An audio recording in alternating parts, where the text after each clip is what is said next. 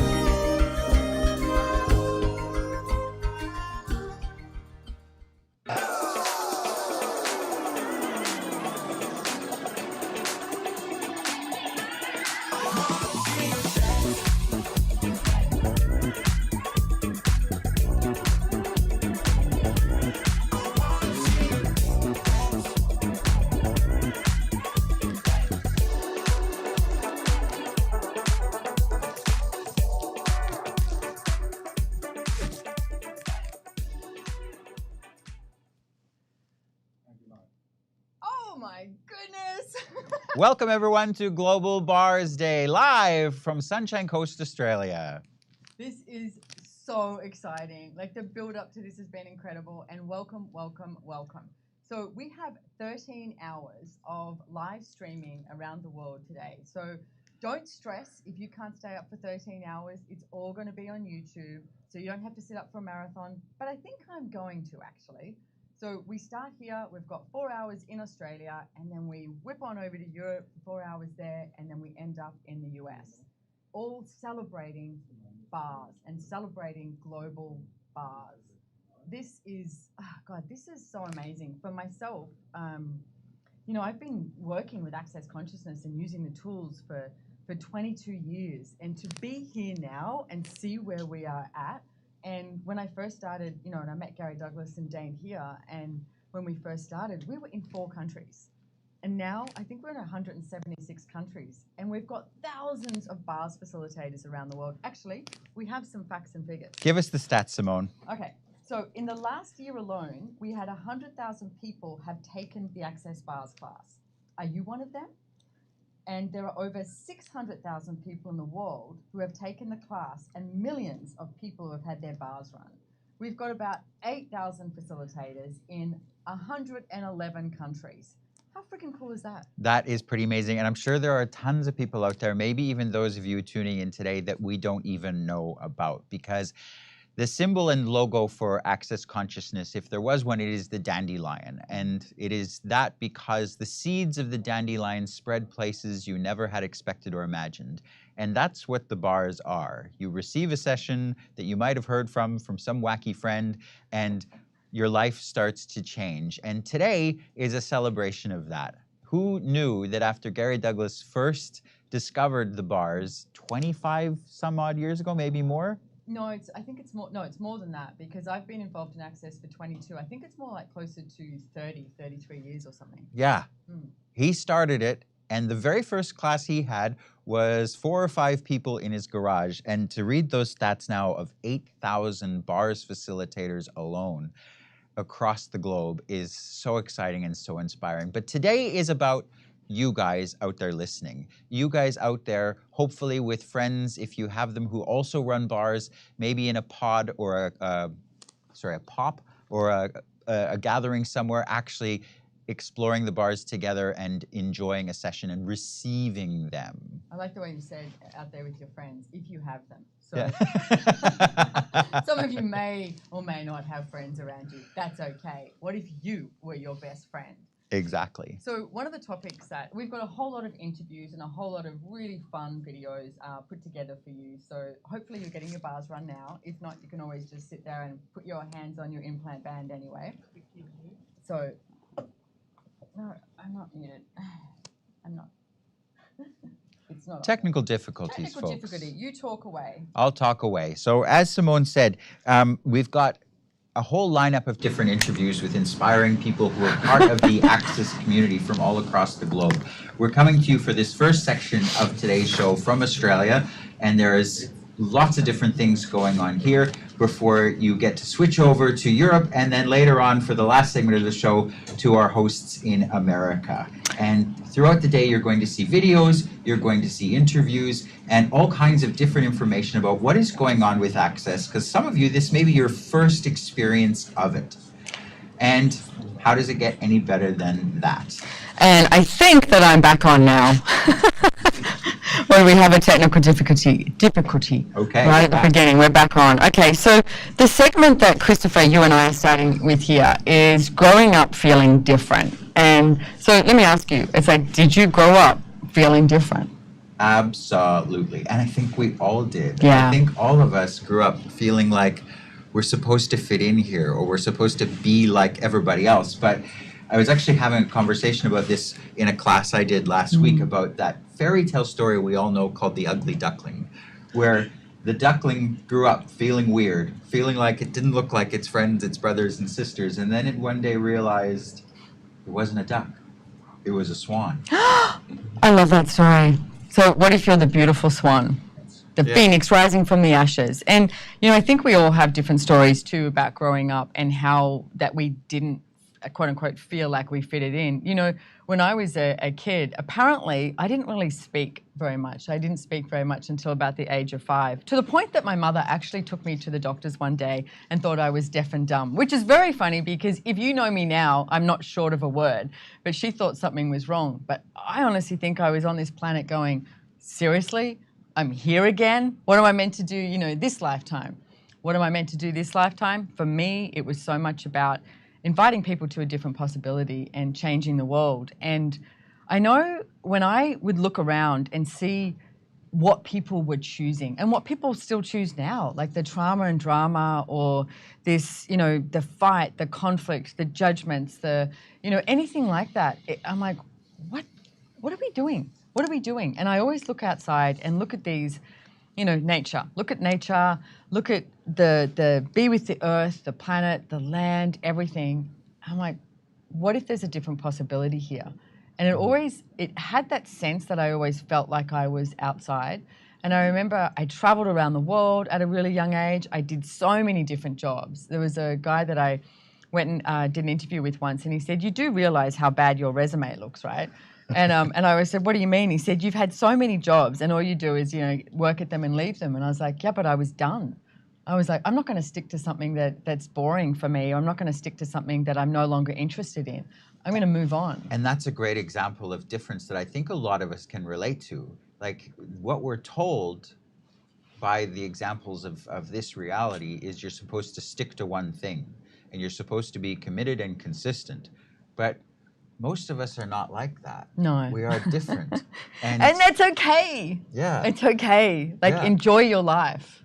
The fact that, like you were talking about being involved with Access Consciousness for 22 years, having been the worldwide coordinator and now one of the main facilitators who delivers the CFP classes, that's the Choice for Possibilities around the world, that's the only thing that I can think of that for me and for you has been inspiring enough and interesting enough to keep me there for that length of time. Yeah, I mean, yeah, there's so many things that I started and I joined. I remember when I met Gary Douglas, it was at a Mind, Body and Spirit Festival in Sydney, Australia. And I remember saying to him at the end of it, I went, you know, you've saved me so much money.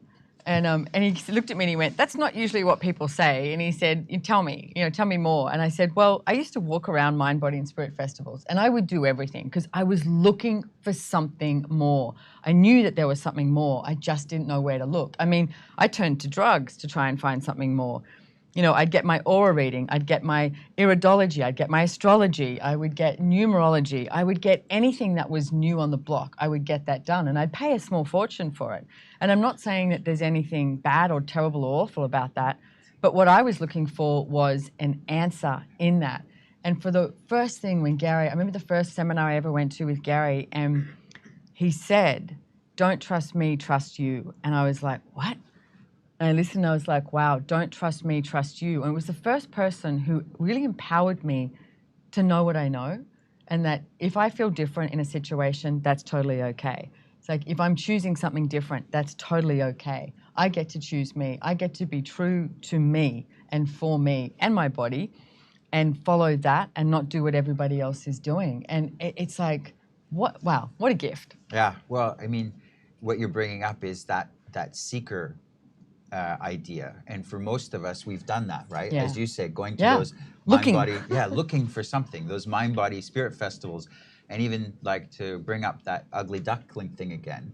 It's like how many of us have been that duckling, actually a swan, doing the seeking to find where your difference isn't a point that makes you separate, but is actually celebrated and includes you. Yeah. And I did the same thing. I tried witchcraft and Buddhism and you name it, channeled reading, this and that and the other, until when I eventually went, whatever, I'm over it.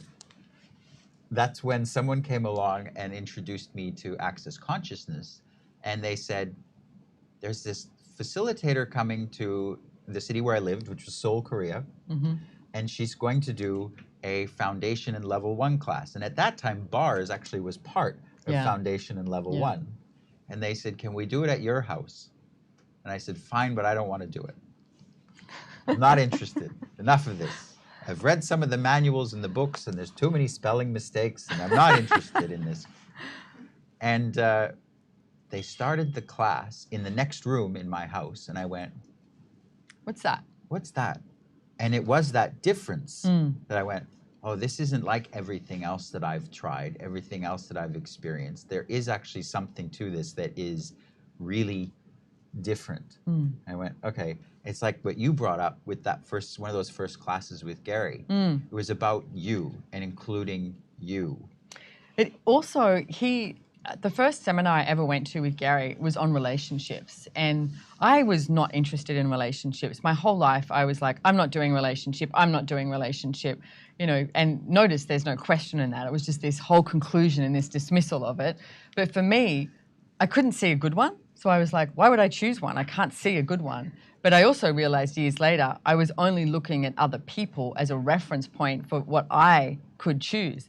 So I was not interested in relationship at all. And he was doing this seminar, but I wanted to hear him speak.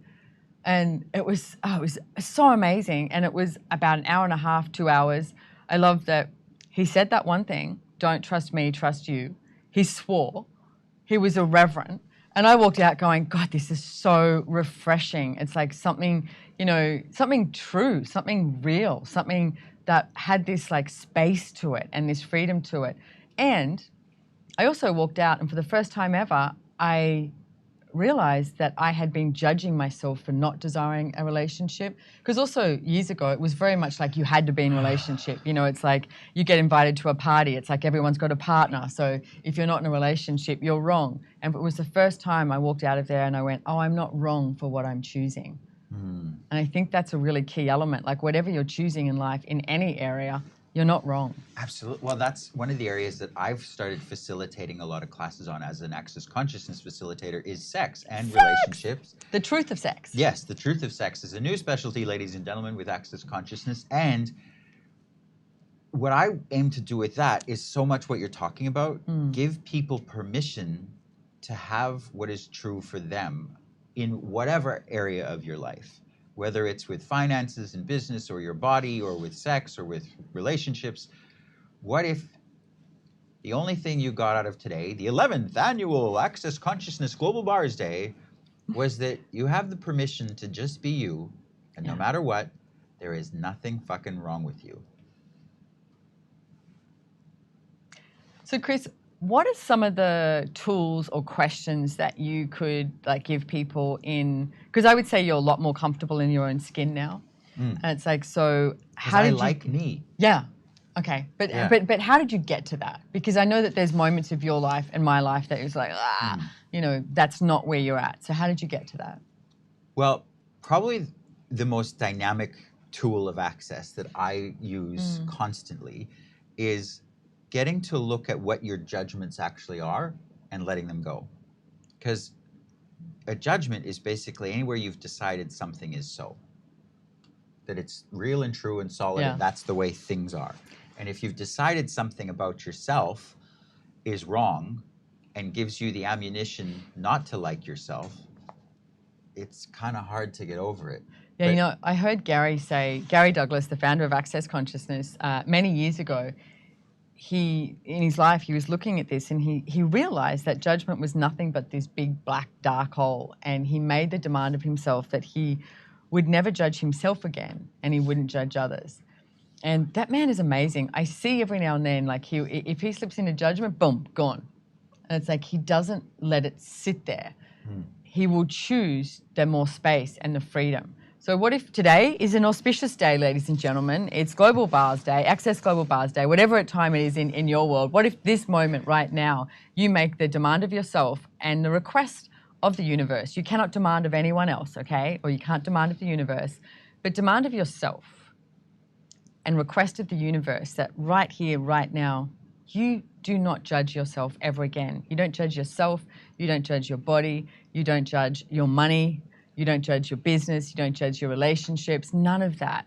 And so get your bars run and start being in question. Ask some questions like, what else is possible with this? What else is possible with my body? What else is possible with my money, wealth creation, business, relationships, family, everything? Because one thing I always look at, Chris, is this is our life. Like, this is it, guys. This is not a test run. It's not a dry run. This is our life.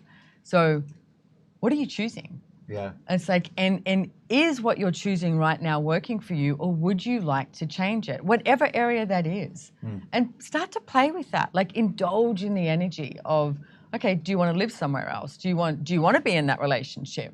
You know, do you want to be in that business? Do you want to be in that university degree? Do you want to be in that job you're in? All of those things. Yeah. Exactly. Yeah. And it's okay to be different, and it's okay to keep choosing something different.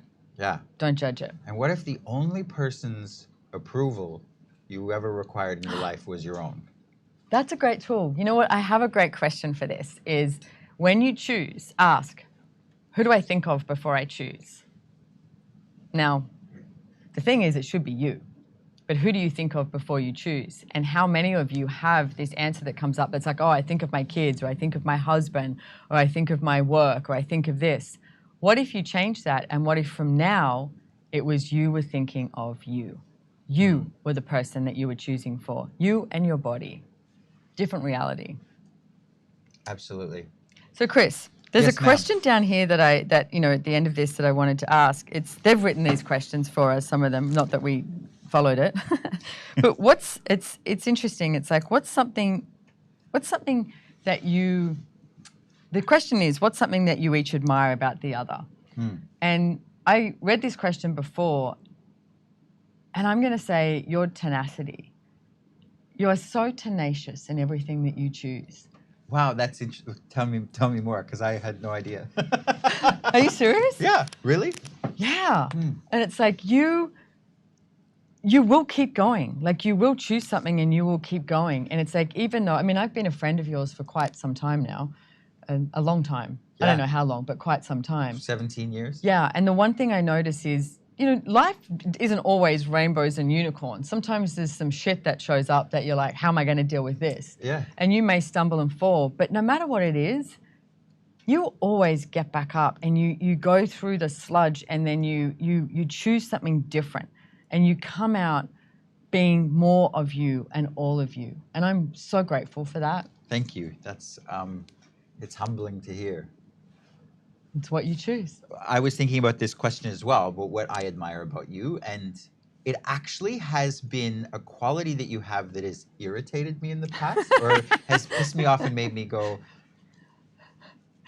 wow, you're really getting on my nerves here. But you always will go bigger. Not like, fatter. No. And that's okay too. But you will always reach for a greater possibility or look from a bigger place. Like, say, because you and I have businesses together, if I'm looking at something as this, you'll go, yeah, but what about this? And sometimes when you're so fixed that this is all there is, and someone goes, yeah, but there's more, sometimes that can irritate you. But it's actually something that I cherish about you as a friend. You always inspire me to look from a bigger place. Cool. Thank you. And I'll just keep going bigger and bigger and bigger and bigger. And I think that's funny, because I know there's a few people who get a bit like about that. But you know what? It's about being undefinable. It's like not defining and like, let's go, let's go, let's go. So let's go big. This is Global Access Bars Day. I hope you guys have way too much fun. It's been an absolute pleasure starting this off with you, Mr. Christopher Hughes. And we have so much more coming up, and we are incredibly grateful that you are here. Please share this around. Including a fabulous interview with my great friend, Wendy Mulder. Yay!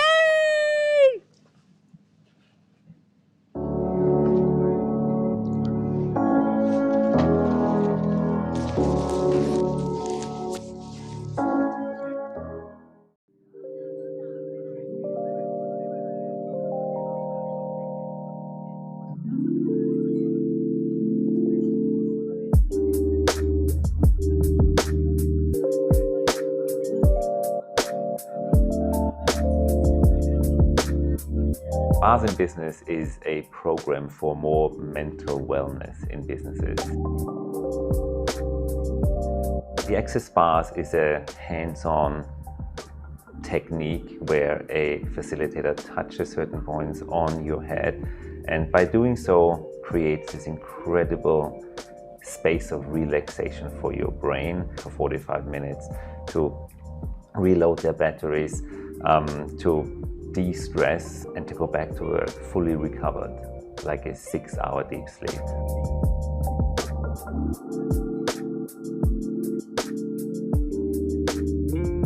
I work with Access Consciousness now and have for quite a few years, so I'm lucky that it's actually already part of my business and part of everyday life. Before here, I worked for almost 15 years in animal welfare and different roles working, where it was quite a stressful environment, and we didn't have anything like that. Like, no one ever really talked about taking care of you. And I think bars could create a force of people that loved what they did a lot more and were more productive and more happy to get up and go to work.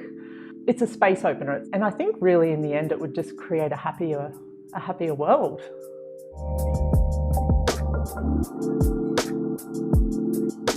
I love to get my bars run because it helps me focus.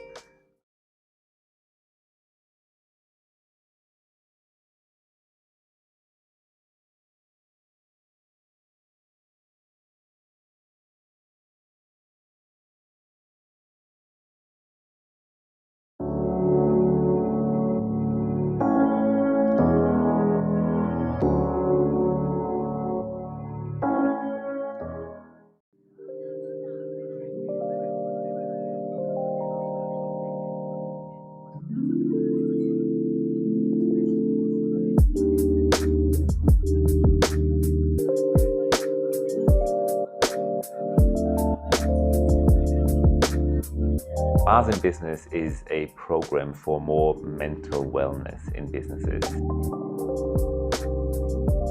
The Access Bars is a hands-on technique where a facilitator touches certain points on your head, and by doing so creates this incredible space of relaxation for your brain for 45 minutes to reload their batteries, to de-stress and to go back to work fully recovered, like a 6-hour deep sleep.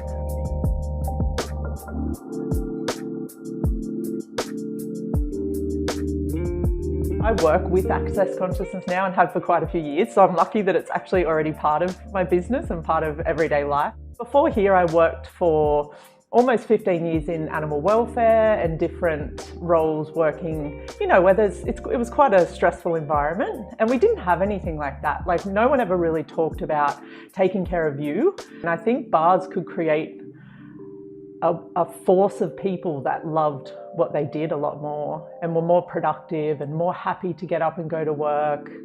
It's a space opener. And I think really in the end, it would just create a happier world.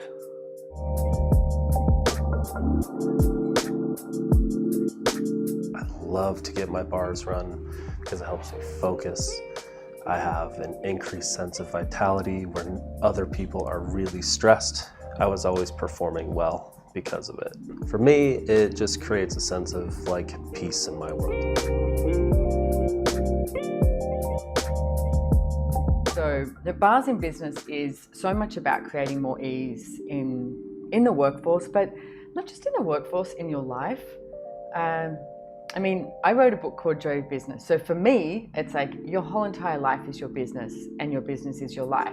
Like I always say, if you wake up in the morning and you have blood running through your veins, you're in business, because how are you choosing your life? So for me, instituting bars into your life on a regular basis is such a contribution.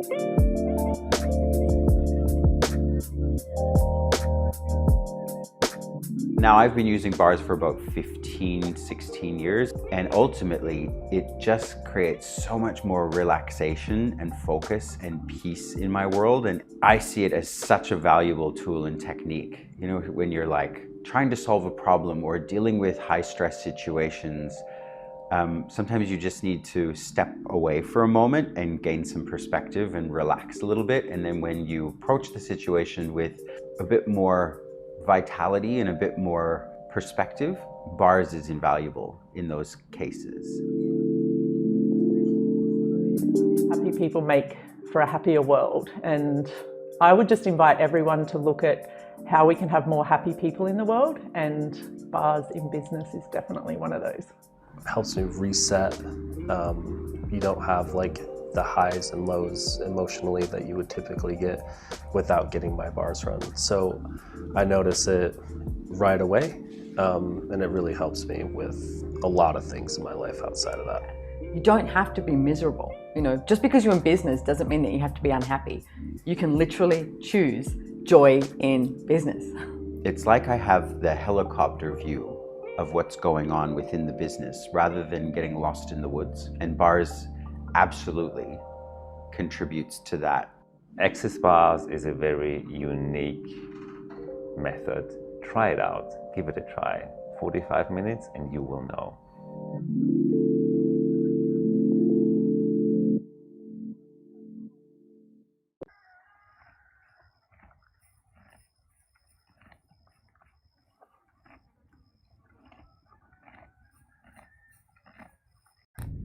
My name is Georgia Watson and I live in the United States. And one thing I've noticed is that in culture and in the way that we're raised, it's like we're supposed to learn from other people how to be, and like in social situations, take cues for how to be and what's right and what's wrong. And one thing that I've noticed about bars is that when I have my bars run, I very rarely have this sort of subconscious desire or this like automatic desire to reference what other people need of me or what I'm supposed to be doing or what the right perspective to take on something would be. But I just have this sense of clarity through my mind and through looking at the world. It's actually like through my own eyes instead of the eyes that I think I'm supposed to have to be able to fit in or to be able to be some version of myself that I think would be better. And so I found a sense that actually it's okay to be who I am, and that that's not hard work, but that showing up and being who I am is actually the most natural thing in the world without even having to try, without having to put on a smile or put on anything at all. I get to just be me. Happy Global Bars Day! Happy Global Bars Day! Pregnancy and birth before and after access bars.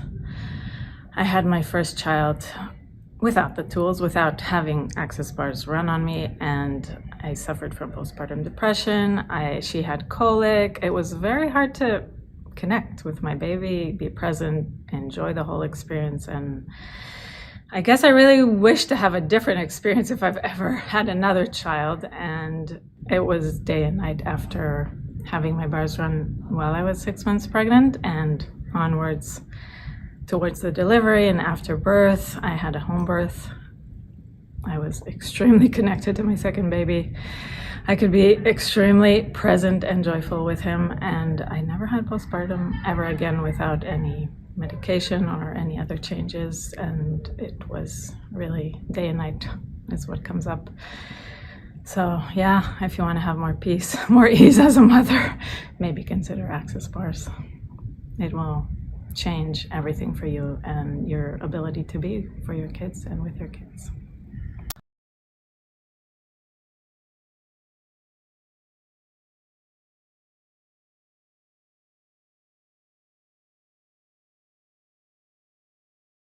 So I've mentioned my wife, so obviously that puts me in a category different from people who have husbands, but I've had that too, so I can kind of identify.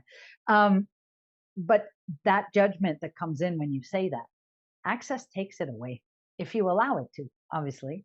And one of the biggest gifts for me has been the ability to receive bars, to actually receive and let my body have that gift and let the considerations go and let the little mind hamster disappear and sleep and enjoy weekends off and not feel guilty about everything that comes with mom guilt and special needs kids and busy work days and not feeling a good enough spouse and all the stuff that I've heard and seen and lived is so less now.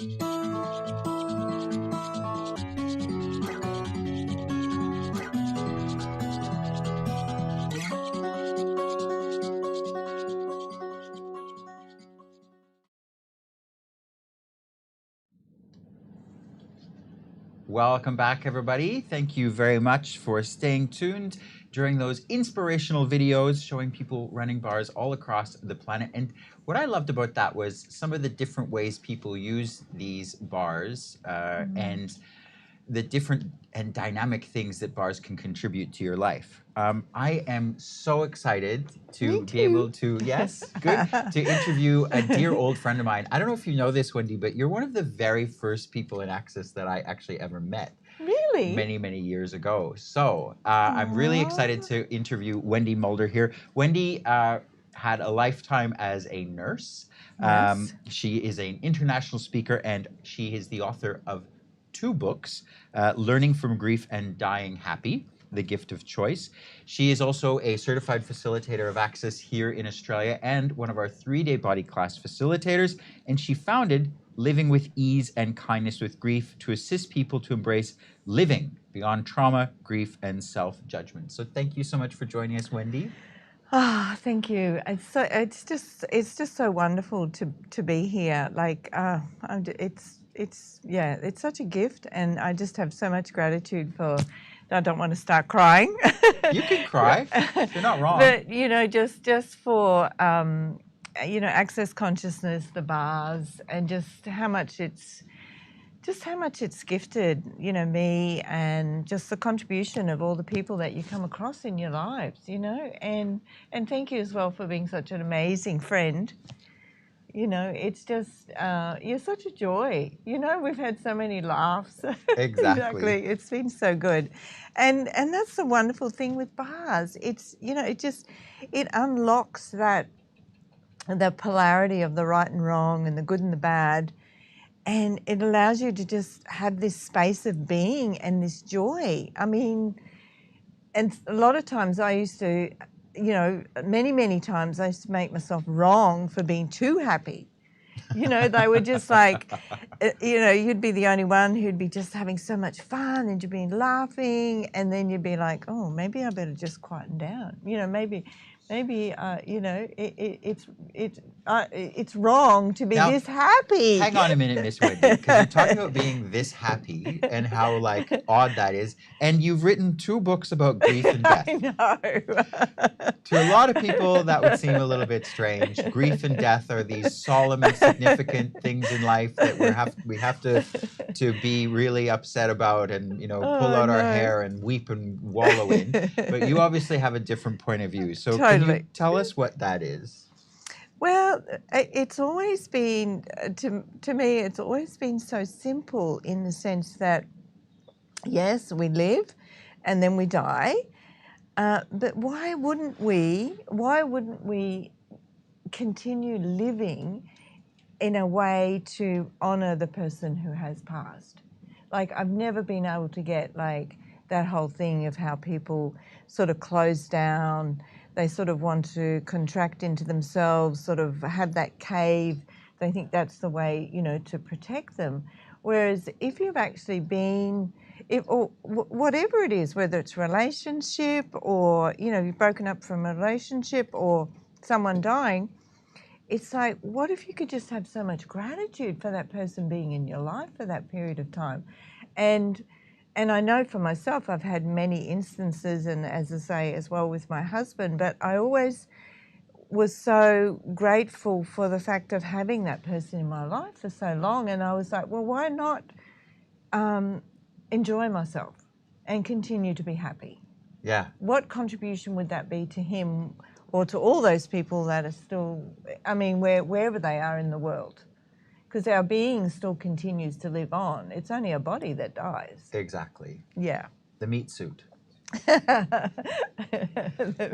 Now, they've entitled our interview here "When Things Don't Go to Plan," and what I love here in reading your bio and what I know about you as well is you did have this life as a nurse, and now you're doing so many other things. Yeah. So, what led you to discover these tools of the bars and access consciousness? And I know that you have quite a keen interest in bodies with the body classes you do. Yeah, absolutely. Well, it was interesting. For years and years, I used to do a lot of meditation, and I'd have this sense of peace, you know, and I always used to think, but how cool would it be to have this peace with my whole body and being? And it was, and it was so magical, because then I asked that question, and then all of a sudden access consciousness showed up, and the bars. And then with the bars and then with the body work, there was just this beautiful energy that just, of like, you start to, I've lost my track of thought, but you that whole polarity goes away. It starts to disappear with the bars. And then that we have this body work as well, that we have these, you know, beautiful processes that start to unravel all those areas in your life that are not contributing. And then there's just this beautiful ease with being who you be. Yeah. And why wouldn't you want that? Exactly. Okay, so you asked that question and bars showed up. Yes. Then what? Well, then it just continued. I mean, the first time I had the first time I did have bars, it wasn't fun for me. Actually, I was actually quite sick, you know, because it was like I had these, you know, headaches that showed up, but there was something there that just kept me going. There was just, I knew that this was something that I wanted to find out more about. And so I continued and continued, and it just never stopped, because the beautiful thing with bars and body process, it just keeps changing, and I love it. You know, like you just keep, nothing stays the same, and so it just, that's what I love, is that you just keep moving, and it just keeps changing, and you just keep receiving more, and you keep being more, and then you start to have more and more of you start to have more and more ease, and it's like, well, why wouldn't you?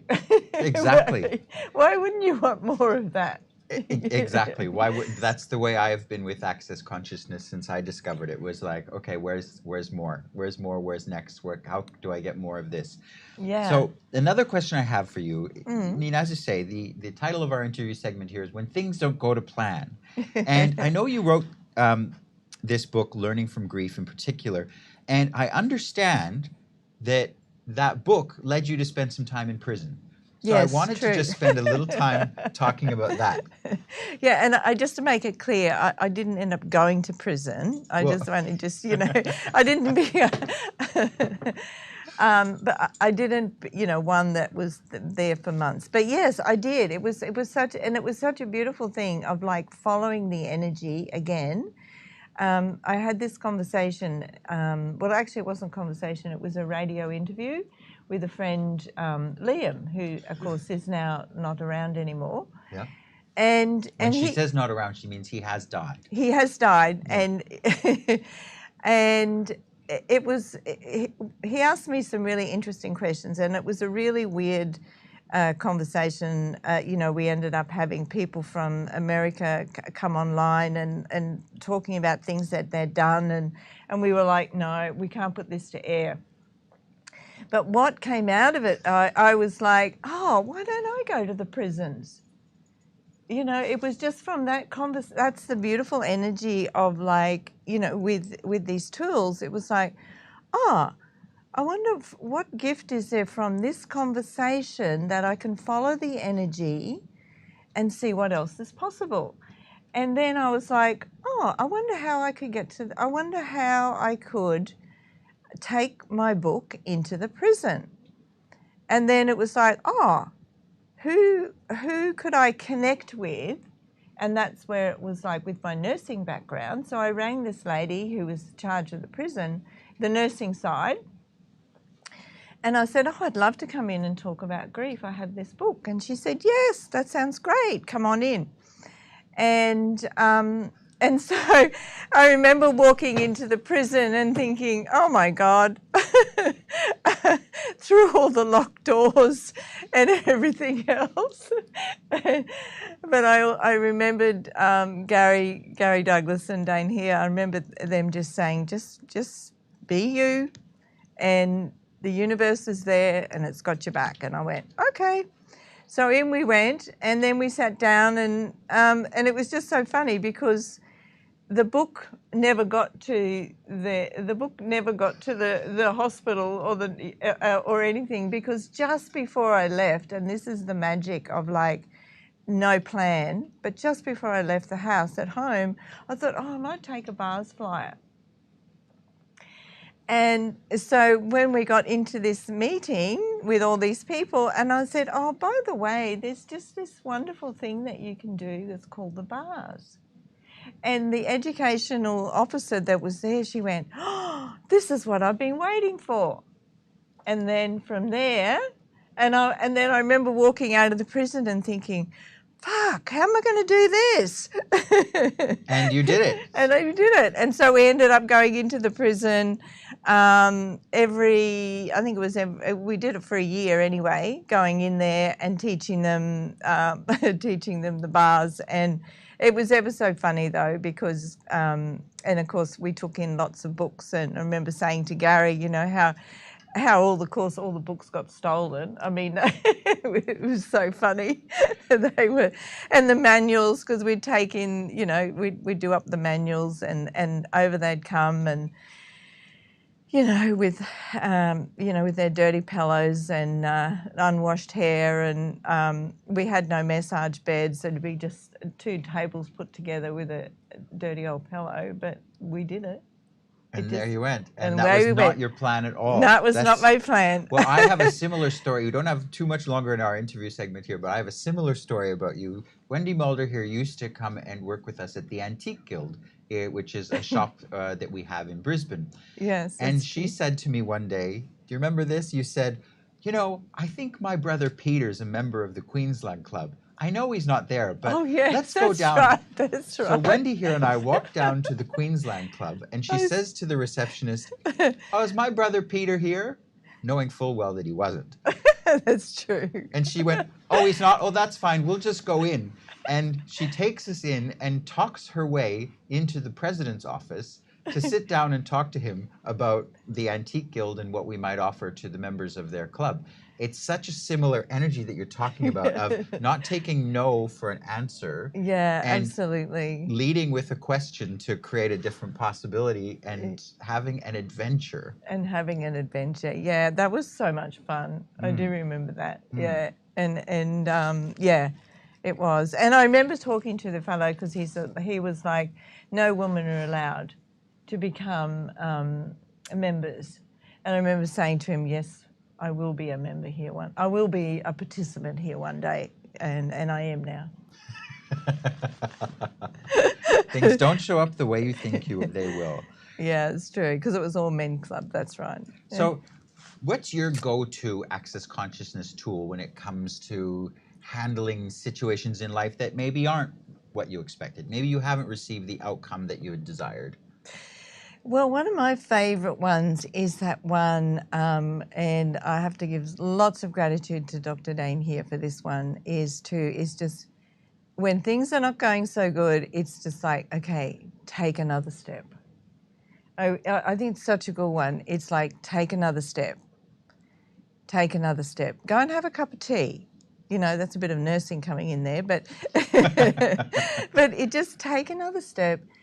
Be in the question of like, and that's the, but I love the energy of that, of like just being willing when things look like, you know, nothing's like, it looks like nothing's going to work, but just that one of like, take another step, it's okay. Like just be with that, and then ask a question of what else is truly possible here that I haven't considered would be possible, or something like that. Okay, I want to relate that a little bit to something you told us earlier, because you said your first experience of the bars was actually not great. Yeah, not you nice. had headaches and some intense and physical reactions. Yes, I did, and I was actually sick. But apparently you knew something was there, and you went to take another step. Yes, yeah, absolutely. And it was just that I just knew that this was just something that I just knew was for me, and it's interesting. And like I've been doing these tools,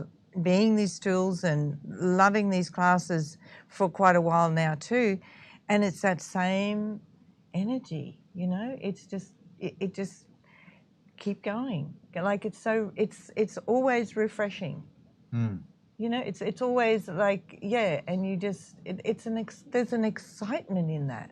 Well, it sounds like that's the way you approach grief that is so different as well. Take another step, keep going, keep living, as you said. Yes, absolutely. Like because the amount of people that, you know, over time, because I do grief sessions, is, you know, people that are still, you know, well, I best not do that because I don't think my husband would approve of that. Like I must even if your husband's dead. Yes, I must be home by 6 o'clock at night, or I must write my letter to him every night, or you know, these sort of, basically where there's that whole energy of basically where they stop. They stop taking that other step. They stop taking that other step. Yeah. You are such a gift and such an inspiration, Wendy, and I personally am incredibly grateful that we are here together in Australia me too. at the same time, and what else is possible. Oh, absolutely, Chris, and I'm just so grateful too. I'm so grateful for you, and just the fun and the joy, and just that uniqueness of having friends, you know, like it is really precious. It is a precious thing. Well, it's different than what we're told friends is, I think, when we look at the examples in Hollywood movies, etc. It's a different kind of friendship. People who actually have your back, who you can have a sense of communion with that is beyond connection and relationship. Yeah, absolutely. Yeah, and you may not see each other for weeks or months, but you still know it's there. And there's gratitude. Yeah. I love it. I So totally cool. love it. Well, folks, that's all the time we have, so thank you all, and there's more goodness coming up on the 11th International Bars Day. Yay!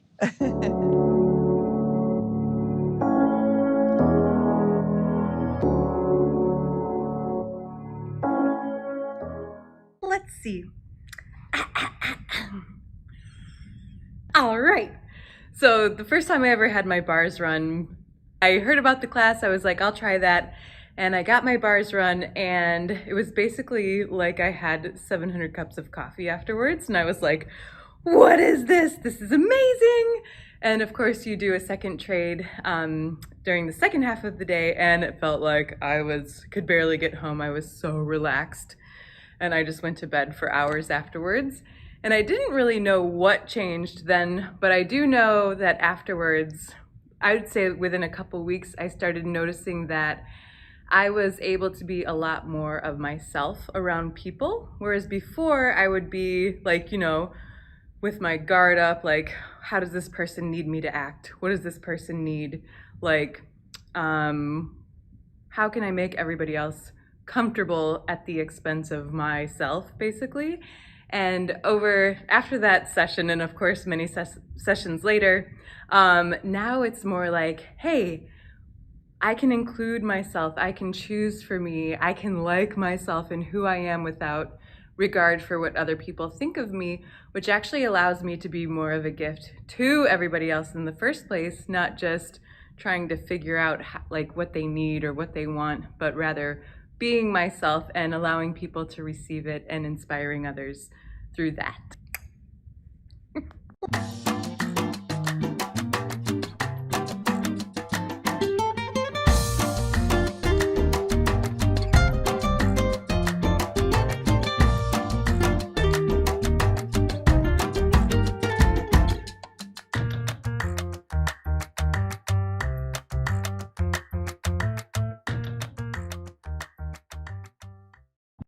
Hello everyone, happy Global Bars Day from Al Ain, UAE.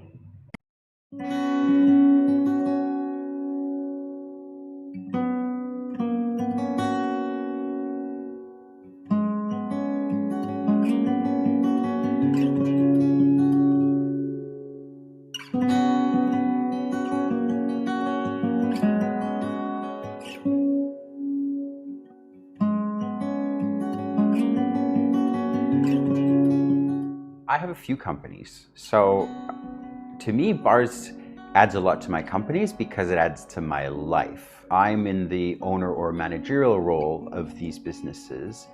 And my view of a good manager or owner is not that you are responsible for everything getting done, but you're the one who needs to be aware of everyone and everything that's going on, that helicopter view. So bars just helps have this relaxed clarity where you sort of, instead of get hyper-focused and into the micromanaging of each individual staff member and what they're doing and what's going on in their life, you have this more expanded out view of everything. So you can manage people so much more effectively because you're looking at the whole picture. And in so doing, I find it's easier to empower my staff to build a role that works for them within the company.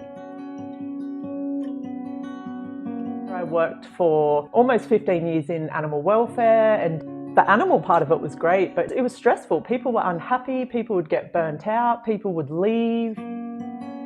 So for me, when you're getting your bars run, it's like pressing the delete button of all the crap and all the thoughts and the feelings and emotions that you're holding on to focus on trying to get something right, to get the result that you think you should get, rather than, you know what else is truly possible beyond this? That's what I'm looking for, that's what I'm asking for. That's the world I would like to live in. But the gift of bars is even a 30-minute session creates such a beautiful way of relaxing for your body that it's enough to go back to the office, be fresh, be alert, be present, and actually enjoy working again without being drained out or tired. It brings your whole body back to life. We're all doing very well, they all love it, and they're asking for more of it. When you get your bars run, it's like it's dissipating the electrical component of thought. So the same thoughts that are bogging you down, you don't necessarily have. The anxiety levels are less, and therefore you have a lot more stamina long term to hit your targets and your objectives. And bars, to me, just helps you see everything that's going on, the good, the bad, and the ugly, without a point of view. Like, we're so trained to fix problems, particularly in business, and look for what's wrong, rather than see everything that is occurring. And that, to me, is what bars does. It allows you to relax and start to see the whole picture. If I have my way, I think everyone should get their bars run every day, even if it was just for 15 minutes. You receiving the bars and the person gifting the bars is going to get a huge amount of space and change from a short session or a long session. So every day would be great.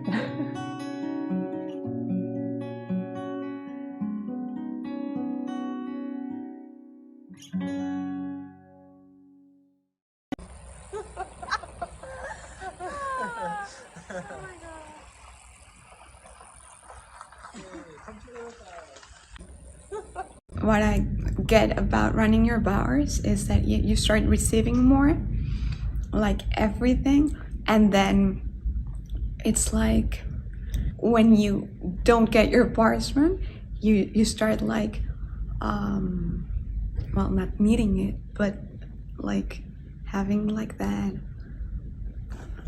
I don't know how you say, Like a craving? like this craving for bars, like, and then once you get your bars run, like the whole world just is totally different. The space is different and you are different. So yeah, it's like awesome. So happy Bars Global Day. No, wait. Happy Global Bars Day. Hola, ¿qué tal? Feliz Día Global de las Barras. Les saluda Jessie Quevedo desde Hernandarias, Paraguay. Evet, İstanbul 10 Haziran Bars sınıfına hoş geldiniz. Arkadaşlar, merhabalar.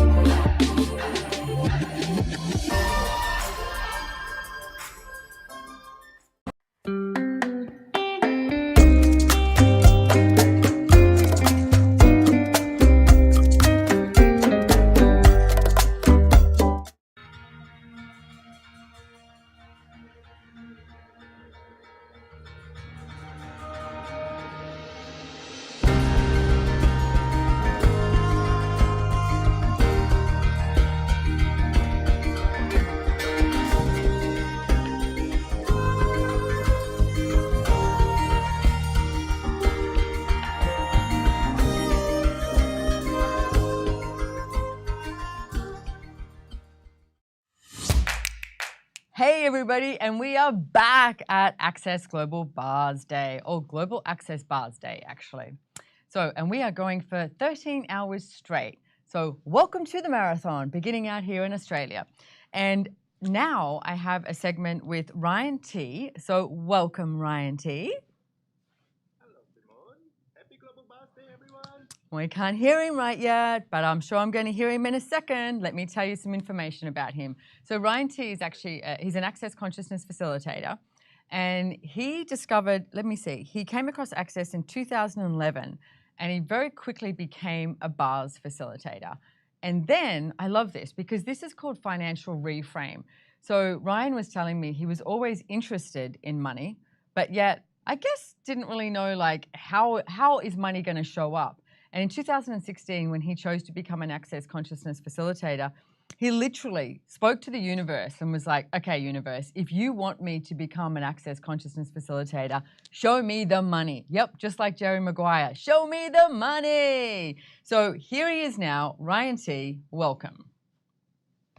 Hello, Simone. Yay! Hello, everybody. Hey. Celebration time. Yeah, that's it. Financial reframe. Show me the money. Exactly. Show me the money. Don't you just like saying that? Doesn't it feel good? Yeah. So Ryan, tell me a little bit about how, because I love the way that you said you were always interested in money and yet, but it wasn't there. I mean, how many of us actually go, I'm interested in money, but it's not there, and then go to the judgment or depression or something like that about I have no money? What was that like for you, and how did you sort of turn that around, flip the script, as they say?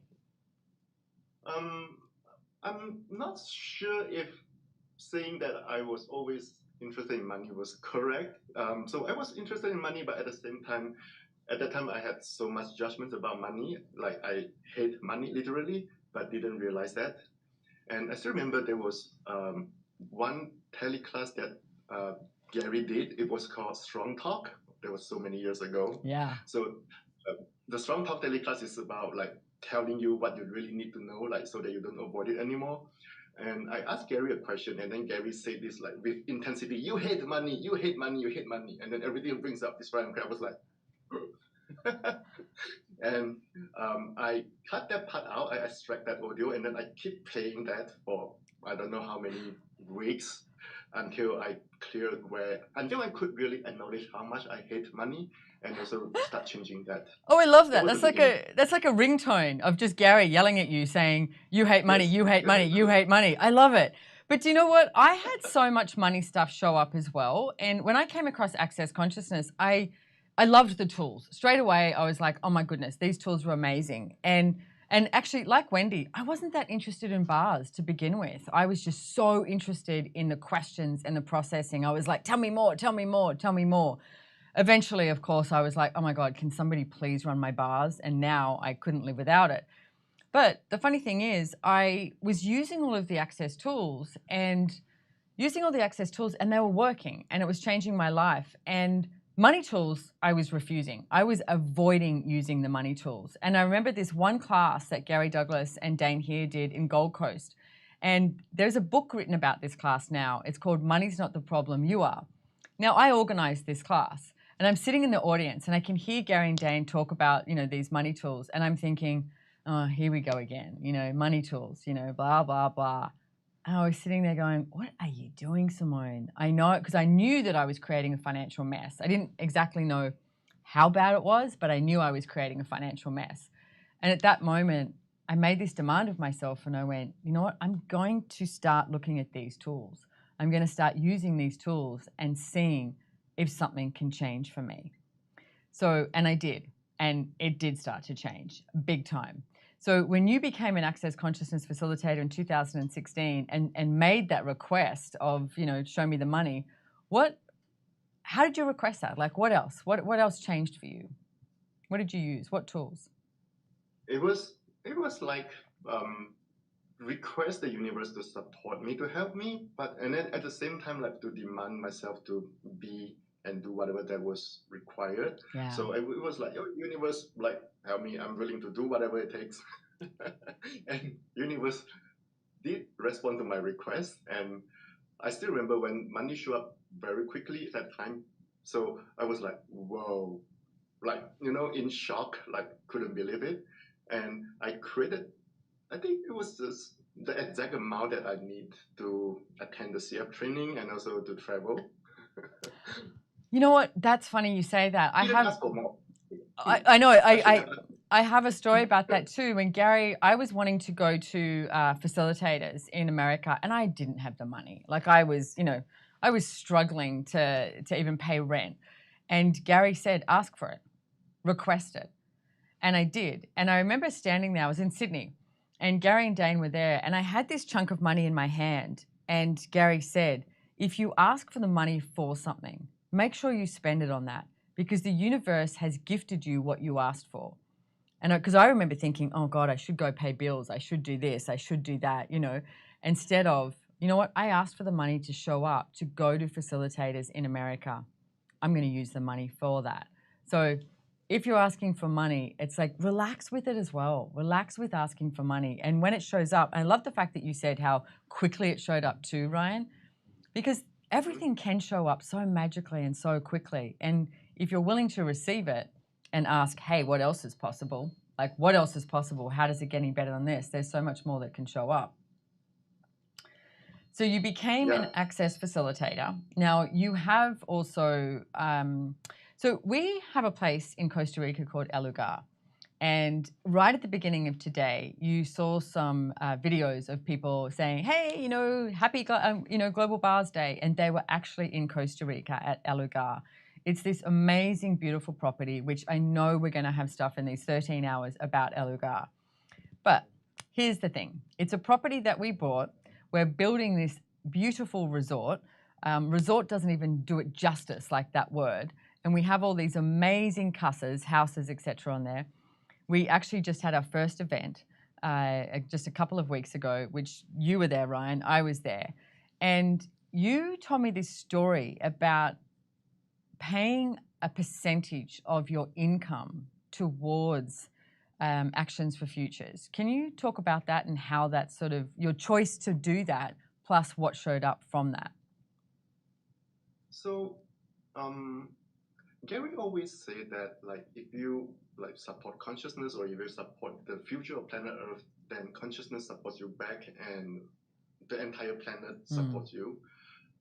So I know in the beginning it can be hard to believe something like this because it's so hard to explain how it works logically. So for me, it was like I really want to see that project, the El Lugar thing, become more successful. And I love nature. I love this planet. So when I have money, so I donate or contribute a percentage to Forest for Futures, and also in the beginning to help for Gary to buy the land. So that was 10 years ago, and money just show up. So you were doing 5% of your income towards Forest for Futures, towards Actions for Futures. So it's towards contributing to this, and then money showed up. And it didn't make any sense to me because at that time I had money problem. I had money problem for years. I was even in debt. But the thing is that I didn't let that to be a problem for me to stop me from contributing to this world. So I think that's the strange thing about me.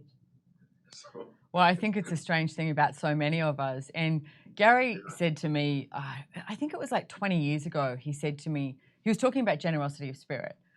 And he said, if you have a generosity of spirit, the universe will gift to you at least 10 times more. And he wasn't necessarily talking about just money. It was just even having a generosity of spirit. And I remember he said that, and it sort of sat with me for so long. And I know today that he actually lied to me because it's not 10 times more. It's way more. And when you have when you have that generosity of spirit, there is just so much that can show up. And I want to say thank you for bringing up this topic as well, in talking about how, I'm going to say you thought you had a money problem, because most people think they have a money problem but find out that they actually don't. It's, what about receiving? What about looking at this from a different perspective? And I've noticed even in the last few days, there's so many people I've had a conversation with about money. And I was talking to Christopher Hughes earlier today and saying, I started to get really weird and really funky around money at the moment. And I was like, I haven't done that in so long. And, most of the world is being told that we're going into a recession.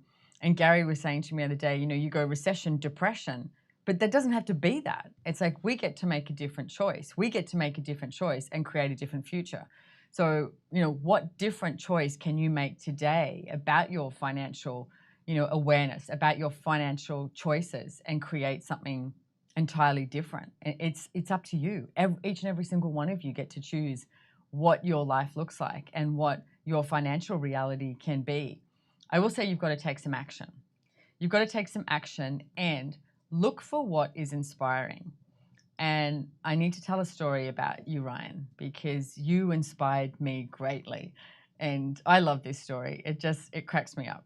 So Every time I say this, I'm like, are you sure? Yes, I'm very sure. So anyway, there's a whole lot of people who have invested in Alugar. There's bonds you can buy, and I'm sure we're going to have some links to go check out Alugar. There's bonds, there's casas, everything, right? There's a whole series of things you can do. So of course, I think I was the second person to ever invest in Alugar because, like you, I so believe in this, and really right from the beginning was like, I would like to contribute whatever I can to this, like actualizing. So I invested and, paid off for my, casa to be built and etc. and all of this. And we're at the property, and a bunch of us have some horses there. There's some amazing horses at this property. And we're riding around, and we're with David Kubis, who we work with, and we're, on our horses, and we're riding around, and David's going, and this is this person's investment, and this is this person's investment, and he goes, oh, this is Ryan T's, and then we ride a little bit further, and he goes, this is Ryan T's, and I went, no. I said, that's not Ryan T's. I said, the one back there was Ryan T's. And he looked at me, we're on the horses, and he went, no. He said, Ryan has 3 investments. And I'll never forget that moment. Because I was riding my horse and I was like, in my head, I'm like, you can do that? And I was like, 3 investments. And I was like, wow. And that afternoon, I was talking to David going, Ryan's got 3 investments. And he was like, yeah. And I was like, we need to invest more. You're like, we need to outcreate, this. And so that afternoon, David and I together actually bought 2 more investments and got the paperwork and did all of this so that we could invest more in Alugar. And it sounds like such a silly thing, but for some reason in my world, I was like, you can invest in 1 casa. And then Ryan invested in 3. I was like, okay. So we have this running joke now of who's got the most investments? How can we outcreate each other? Which for me is fun. So, but you were a bit. It's so funny. Every time when you see me, in the last few months, you always ask now who have more. Yeah, but you know what? For me, that's the fun that we can be together as well, and that joy that you can be with money and with finances. And I love this segment is called reframing your financial reality, and the fact that you can do that because you've inspired me. And, hopefully I've inspired you. And then who else can we inspire to choose more, to know that anything is possible? Yeah, it's like when you choose something, even though you're not thinking about trying to inspire someone else, but other people see you, they will be like, oh, wow, this is possible. So everyone choose more, choose more, choose more. So what's your favorite money tool? I use the tool that you taught in your class. I think this is one of your favorites, and I use that a lot. Everyday pocket pot everywhere that you have uninvited money. I do like that one. I heard you talk about that since 10 years ago, and I literally use that. Yeah. Do you want to talk about a little bit how to use that tool? Well, every day or whenever you feel heavy or wonky about money, just okay, everywhere that I have uninvited money today, I destroy and uncreate, and then followed by the clearing statement and different possibilities. And for me, that tool is amazing because so often we ask for money to show up. You'll be like, I would like this, I would like this, I would like this, I would like this, or whatever. And you're asking for money and you're taking some action. And then in a split second, you look at something and you go, oh, that's too expensive, I can't afford it. So you literally just uninvited money. So I love it because you don't have to go through peeling the layers of the onion at the end of every day. And I actually used to have it on a Post-it note sitting up on my mirror. So I'm brushing my teeth at the end of the day, and I'm just pock and potting everywhere that I've uninvited money today. So I actually we're in the Access Consciousness studio here in the Sunshine Coast, and I went and grabbed some of the books. So if you are like Ryan and myself and you thought you had a money problem, because I definitely thought I had a money problem, okay? So here's, No, that was a problem. but do you know what? One of the things that I realized with money, I was so comfortable with thinking I had a money problem. And if you look at, like, the next time you're, you know, hanging out with friends or family, etc., I mean, gosh, Christmas is just around the corner. And how many people start complaining about money and start, you know, saying that they've got a money problem, you know, interest rates, recession, da-da-da. And it's like this familiar energy that people choose based on what everybody else is choosing. You know, and right at the beginning of the day today, we started talking about really claiming, owning, acknowledging that difference that you are and being true to you. So what if being true to you is you don't have a money problem, like right now? I don't care how much money you have in your bank account or don't have in your bank account. It's like, what if you didn't have a money problem and you asked, you know, each day, it's like, what action can I take that would enable me and contribute to me in changing any area of my life that I think is not working, including money? So the first book that I would recommend is Money Isn't the Problem, You Are. We've sold out here, but we're going to get more. But Money Isn't the Problem, You Are. And I love that title. Can I say something about that? Yeah, book? go for it. I bought that book since I don't know when, like in the very beginning of me learning Access, and I actually avoid reading that book for I don't know years. And then one day finally I read that book, and when I read that book I was like, oh my god, like Gary, everything in that book, it was like describing me. I'm like, okay, the reason why I avoid that book is because of I didn't want to acknowledge that I was the problem. I was like blaming money as a problem, and then at the same time needing money to be the solution. You know, the conflict, like you are the problem, you are the solution, you know. And when I read that book I was like, I wish I have read that sooner, earlier. And so if you are avoiding that book, like, read it. Yeah, but you know, yourself to read it. It's interesting how a lot of the times when you avoid the Access tools, it's usually the tools that are going to change the most for you. Like I said, you know, today I spent so long avoiding the money tools, and I was creating myself to be a financial mess, and they ended up changing so much for me. So, and I didn't like the tools. I did not like the money tools to begin with. I did not agree with them. But the one thing I knew was I needed to change what I was choosing, because what I was choosing wasn't working. So I needed to, you know, do something different, be something different with money. So we've also got the Right Riches for You book, which is fabulous. This is with Gary Douglas and Dain Heer. One of the interesting tools in this book that I love, they talk about, is the difference between like saying, I've got to create money, I want to create money, I create money, which has this energy of like do. And the difference of when you choose to generate money. And that generative energy is a lot of what Ryan and I have been touching on here, with the choice that you make and how you choose to be with money and be with your finances and be without creating each other and buying another casa at Alugar, you know. And then you've got the original. This is the original book that we ever had on money. It's called the How to Become Money Workbook by Gary Douglas. And then we've also got the advanced one. So there's lots of different money books that you can buy on the Access Consciousness website as well. Plus, we've got Getting Out of Debt Joyfully. This is a book that I wrote based on all the tools that I use to change my financial reality. And I know it's changed so many other people's as well. You don't need to be in debt to read the book, but it's, you know, it's fabulous what you can change and what you can choose in your financial reality. So Ryan, anything else you want to say to the listeners in these last few seconds? I think I also like the slogan that, or maybe it's a tagline of your book. You say something like, what if nobody needs to have money problem? Yeah. Yeah, what if nobody needs to have a money problem? What if you don't need to have a money problem? Ryan, thank you so much for being here with me. And everybody, mwah, enjoy the rest of Access Global Bars Day.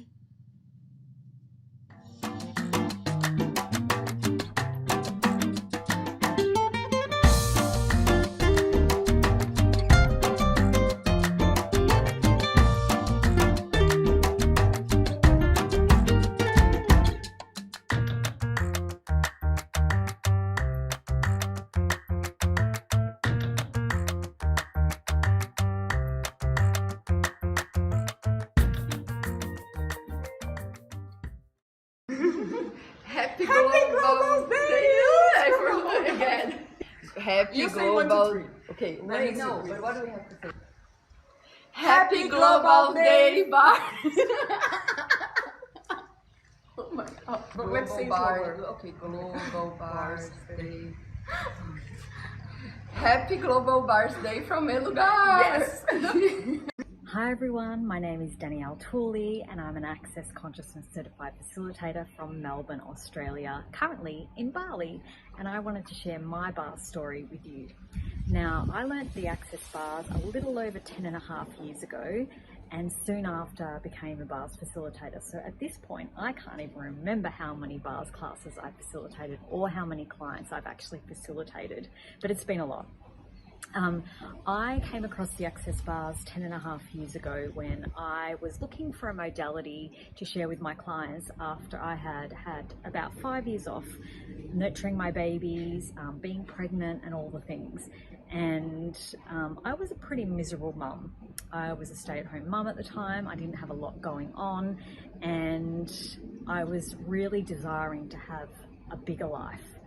And enter the bars, and I went to my first bars class. I didn't actually have a session first. I went straight to doing a bars class, and when I laid on that table, I could physically feel the changes in my body occurring immediately. And when I got off the table, I felt like someone had plugged a life force back into my body, and I felt this huge energetic surge, and I felt more me again. And from that day, little did I know that the rest of my journey would change dramatically. My marriage broke down in the best way ever. It wasn't a great marriage.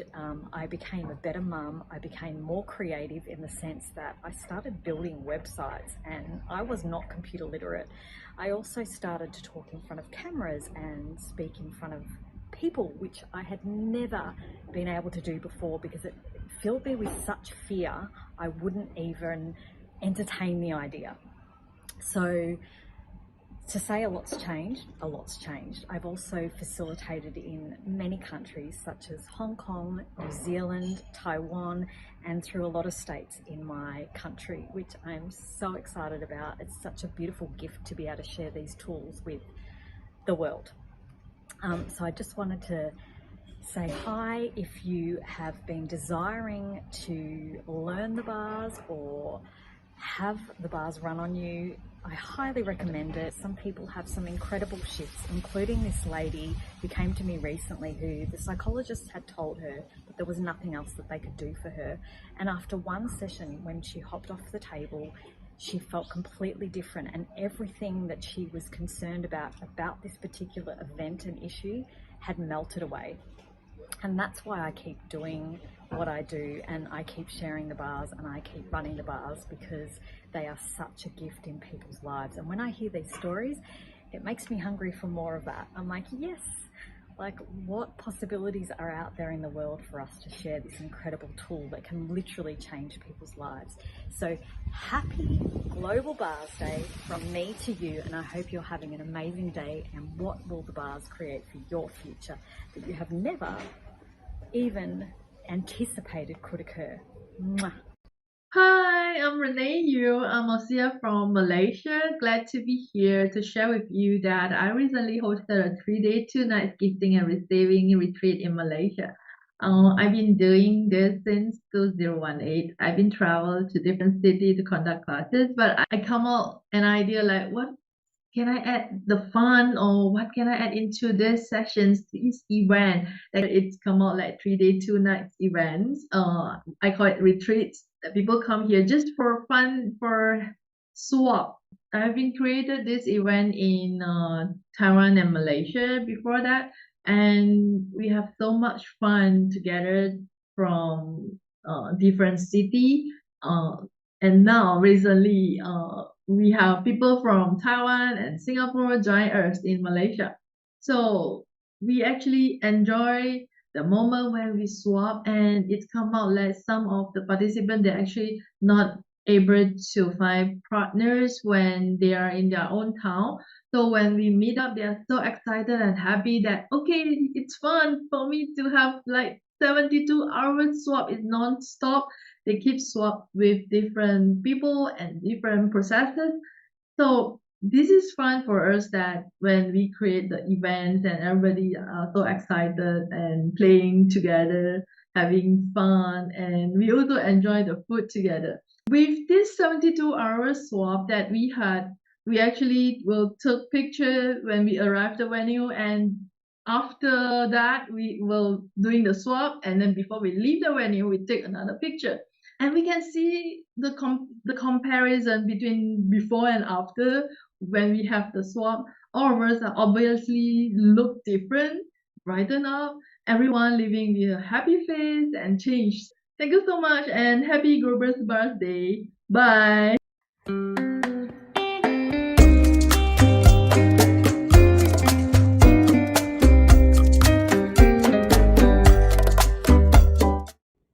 Happy Global Birthday from Estonia.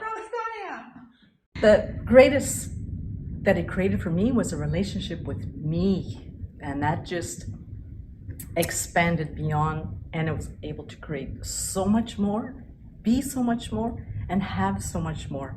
And in that I could be an inspiration, and that's what it did.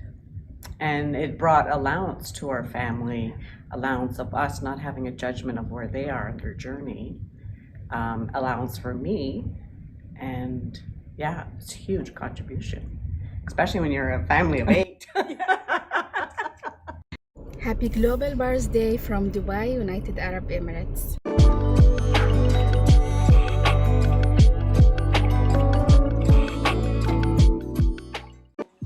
Hi there, my name is Junaline Banyas Musi. I am from Canada and I also live in Lebanon, and I'm also a citizen of Lebanon. I am a CF, Certified Facilitator, and I discovered Access Bars in 2013. And at that time, nobody was doing it in the Middle East. So I had to travel to learn it. And my facilitator at that time invited me to become the first bars facilitator in Lebanon in 2014. And so I did. I just chose it because I knew something changed in me after I took the classes. I always took everything seriously. And when I took my bars class and became a bars facilitator, more of me showed up. And how do I use Access Bars in daily life? Well, I do travel the world a lot, so it's not that easy to find somebody to practice with at times. And when I do, I actually just create it and I ask people who would like to do a bar swaps wherever that is in the world. What I do is actually, what's the beautiful thing about Access Bars is you can do it on your own. That you get to know in an Access Bars class. How do you do Access Bars on yourself? With bars and the people that have taken bars classes, not just from me, but I've seen from everyone else, is that, especially in Lebanon, is that more people are showing up, like more showing up, more unhiding of oneself, and more of you, less judgment of you, and that's it. This is the beautiful thing about Access Bars. Whatever you do, whatever you create, do not let wherever you are, wherever you live, limit you, because the world is vast and everything is a contribution. You know, I have lived in many countries in my life. You know, I've been everywhere, and I've been facilitating access consciousness classes all over the world as a Right Voice Free facilitator, as well as a 3-day body class facilitator. And I really see so much unraveling of people and becoming more of them. So what would it take for all of us actually to spread consciousness, to gift and receive the bars on this very special day of Global Bars Day? Tudo nas vidas vem a mim com facilidade, alegria e glória.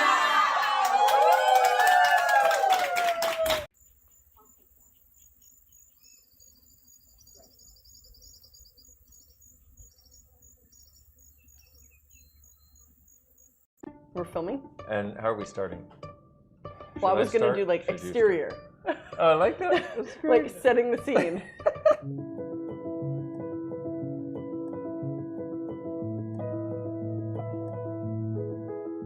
It was a sunny day in Southern California. We have many sunny days in Southern California. And this was back in the day when I had a landline. Okay, if that tells you anything. So this is the year 2000. I had a landline. I didn't have my first mobile phone yet, I think, because I bought myself my first cell phone when I was like 25 or something. So I had a landline, and the landline was plugged in. I lived in an apartment that was built in the 50s, so the phone had a special little table in its own little part of the house, and I hear the phone ring in the other room. Hello. Hi, my name is Dain Heer, and I was, I'm new in town, and I'm a doctor of chiropractics, and I saw your advertisement in the Independent, and I'm just trying to connect with people. And I'm like, holy shit, someone's calling me for my ad in the Independent. So I put this tiny little ad in the free local paper in Santa Barbara back then. Is the Independent still I think so, yeah. in existence? Yeah. All of life comes to me with ease and joy and glory. Call Shannon. And I'm like, I Okay, hope we're someone talking- calls, but I like don't want someone to call because I'm like, this is, Tiniest ad in the world. Okay. yeah, it was just, it was the $10 ad I could afford at the time. I wouldn't even be able to read that ad right now without glasses on. So that's how tiny the ad was. Yeah. So, this guy's calling me, and I'm like, oh shit, someone's calling about Access. He's like, so I'd really love to, and you were so cool. You were like, I'd really love to check out what you do. And I was like, okay. So I do this stuff called Access, and we would start with the bars. And you're like, cool. And somehow we got together. Yeah, well, I said, you said, yeah, we would start with this stuff called the bars. And I said, what would be the effect? You said, well, at the worst, you'll feel like you had a good massage. At the best, your whole life will change. And in the back of my head, I was like, well, my whole life better change or I'm killing myself. So what do I have to lose, But there was also this thing where you were like this happy marshmallow on the other end of the line. Like there was no force. There was just like, hi, yeah, whatever you want. Okay, let's do it. It was so cool. So Dain was calling me for something that had already saved my life and totally changed my life, which is called the Access Bars. Access Bars, it's called the bars because there's these points on the head that you touch that are literally bars that run through the head that my father developed. He started when I was 12, and then I ignored him for the entirety of my teenage years because I thought he was super weird. Good teenager, yeah. But then I wanted to kill myself, and I was super suicidal, and I was in a lot of pain. And he sort of like tricked me into getting my bars run, And it started working, and I started having more and more sanity and less like wanting to die.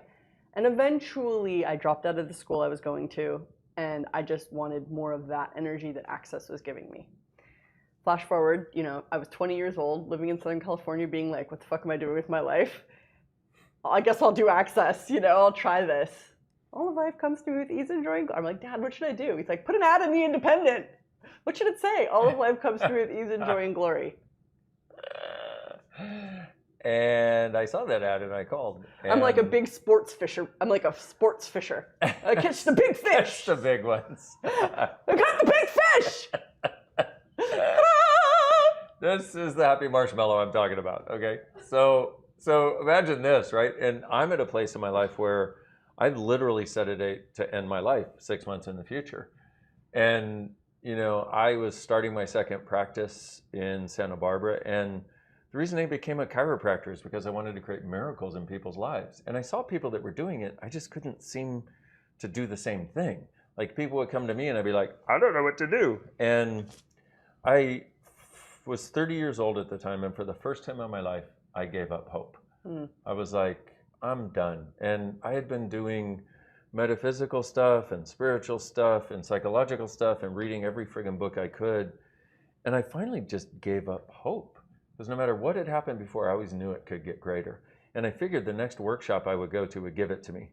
And I had this sense that, by the end of the workshop, the end of the weekend of these numerous workshops I attended, can't tell you the number of times where I was like, yay, I found the answer. And then literally like Wednesday of the following week, it felt like the universe came back in on my head. And I was like, oh man, I felt like I was back in the same place before I started the workshop. And literally 2 weeks before I called you, because you didn't know this at the time, but I saw your ad the week before, and I saw all of life comes to me with ease and joy and glory, and I was like, fuck you. You don't know what my life is like. And I got so angry, and that wasn't even easy for me to acknowledge at the time that I threw the paper away. I'm leafing through the paper the following week, and the only thing my eyes focus on is this little ad. That was the only thing I could read in the friggin' paper. Everything else was just boring me to tears. And I'm like, okay, because I had learned long before that if you hate it or love it, there's something in it for you. And that's when I was like, okay, all of life comes to ease and joy and glory. Okay. And I had a moment, I had this brief just, you know, sometimes there will be some moment that really changes your world where you're willing to allow something different in. And the moment in my head was, what if? Like, what if, rather than this struggle that I've been going through that makes me not want to be here, like, what if it could actually be ease? I couldn't even get to joy and glory at that point, but I'm like, what if it could be ease? And then, so I call you, and I was like, oh, here we go. Because I'd tried so many things, you know?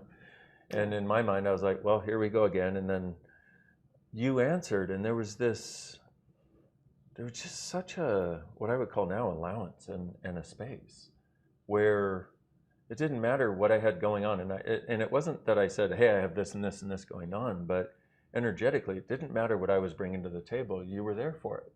And I was like, whoa, this is a different energy. Because everybody else I had talked to was like, oh, I'm going to fix you this way and fix you this way and fix you this way. And you were like, well, they probably weren't 20-year-olds and college dropout. So I was like, I have no idea what we're doing. I just know that I used to want to kill myself. I'm pumped on this now.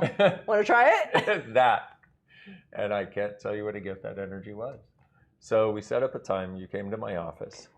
And I remember that morning before you got there. And I remember being in my office alone, walking up, and I hated my office. I hated everything I was connected to. To be fair, that was kind of a cool office. It was a pretty cool if office. If any of you guys know Santa Barbara, he had this like small space in the Granada building, which is, I think, still the tallest building in Santa Barbara. Yeah, it's got 7 floors. I had never been up that high in Santa Barbara before. I was like, wow, this is like the big city up here. Yeah, that's awesome. And that's so a Santa Barbara point of view too. You know, it's like, it's so high, it's 7 stories. And, you know, and I looked around my office and I hated the tables. I hated the fact that it was so small. I hated the desk. It was just like, and I didn't know how to get out of that. And so here you come and, you know, hi, how you doing? Hi, you know, and you're like, hey, what do you want to get out of this? I'm like, whatever you got, man. I just want to try it, yeah. You know? I'm like, pretty much everything, you know? And I probably said everything. You're like, okay, sure. Let's see where we go. And that beauty of you just being with me, like, it was also this truly beautiful thing of you were just being with me. You were just like, hi. Now, from your perspective, you know, it's like, I'm 20, I don't know what I'm doing, whatever. I don't have any other choice, but it's part of your being. Yeah.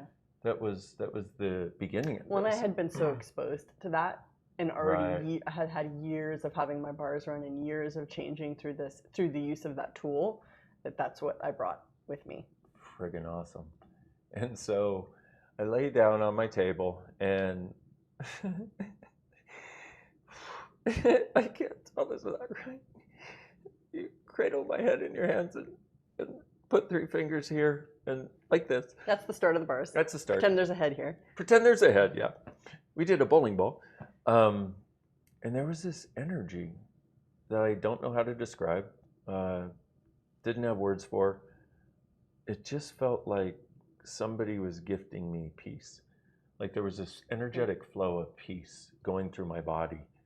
And I didn't know it, but that was a huge part of what I was looking for because I didn't have any in my relationship, in my practice, my relationships with my family. I mean, I had caring for them, but there was no peace.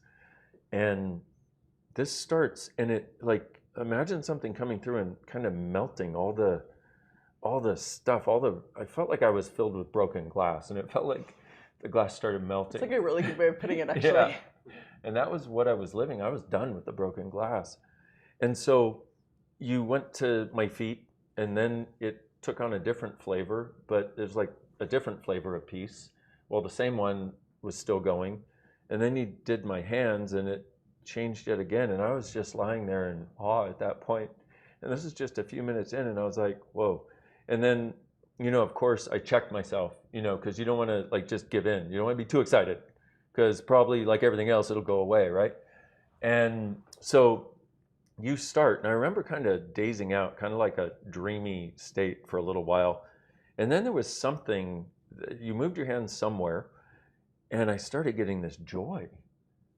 And that's the other thing I wanted. And that I thought, man, I didn't think I'd ever have it again. And to have it even for a moment for me was like, it was this, I don't have words. It was so beautiful, but it was also this like acknowledgement that it's actually possible. Like it can occur in my life right now too. And because I was trying to give joy to other people and being very unsuccessful, and so that started, and inside I started giggling like a little kid. And I just started as a little like hee hee. And after a while I was like hee hee hee hee hee hee. And it was like my cells were giggling. And part of, because it was interesting because there was part of it where I could tell I was trying to analyze or like keep enough mental distance so that I could make sure that I was, not, totally giving in, and whatever like the control that I had done, I was trying to do that. But what happened is it just kept melting and melting and melting. And there was a certain point at which I was just like, okay, I can surrender and receive. And you ran my bars for about an hour and 15 minutes.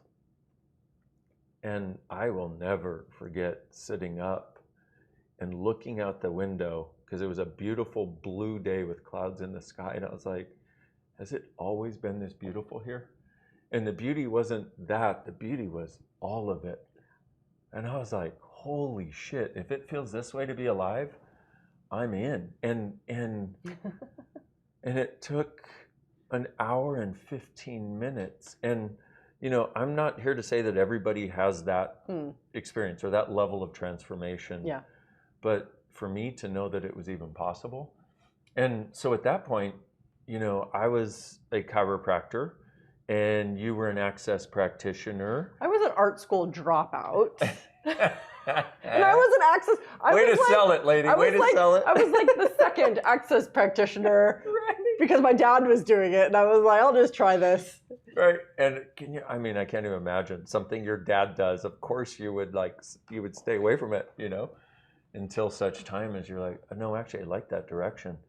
But it changed my world, and I try to describe to people the space that it created. It's indescribable, but the sense of actual peace, like within my body, within my cells, not just a mental peace where I seemed to be less wrong or out of judgment for a moment. It was like peace. Yeah. So should we talk about how the bars create that?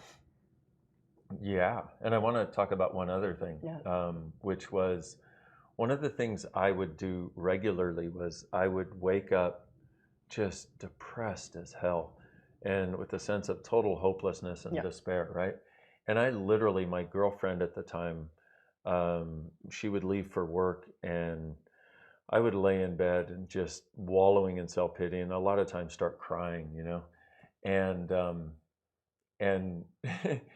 when you were, after you finished my bars, you said, by the way, we have all these tools. And what they do is, in between bar sessions and whatever in your life, use these because it'll make things lighter. So I'll give you one to start with. Use this until I see you again. And you wrote down, who does this belong to? I remember that. Little yellow sticky note. I remember writing it down on your desk. That was the tools, that was the resources we had available at the time. Bars and who does this belong to? And so you wrote that down and I put it in my pocket. And when I got home that night, just kind of on cloud 9, I was on cloud 10 at that point. I, unloaded my pockets and whatever. And so for the next 2 days, man, I was just like, wow, I was just in a space where everything seemed possible. And I created more in those 2 days than I had in the 2 years before that. And things were just, I could feel them going in the direction I always wanted them to. On the third day, I woke up and there was that fucking depression and the anxiety and that thing. And I was like, fuck, I was really bummed this time because I was like, dude, I've had this space that is unlike anything I've experienced. And I knew it was possible. And now it's gone again. Fuck. And I'm wallowing in self-pity, crying, like sob crying, like scream crying at this point. Because I'm like, if this didn't work, okay, fuck it. And I look over at the clock to see how much longer I can wallow in self-pity before I need to go be a doctor and help people. And I read, because somehow the little yellow sticky note was propped up by the clock. I read, who does this belong to? I just read it. I didn't even say it. I didn't think. I just was like, oh, who does this belong to? It fucking went away. Like, and I tell people this, it's like, that can't be. I'm like, believe me, I wouldn't believe it myself had I not been the one to experience it. And literally, I was like, where did it go? And then I had this flood of awareness of how many awarenesses I had that I thought were mine. And I got to tell you, that day I started doing, who does this belong to? Like, for everything. Everything, because I love this space of just like, hi, everything's cool, everything's okay. Just the space of being. And so everything that would shift it, anything, like I'd go, I walked wrong. Oh, who does that belong to? I'd be driving and I'd be like, oh, who does that belong to? Who does that belong to? And that one tool started changing my entire world. And that, plus the bars, and you and I would get together after that. We got together about once a week. I would do chiropractic on you because I couldn't afford to pay for the bars.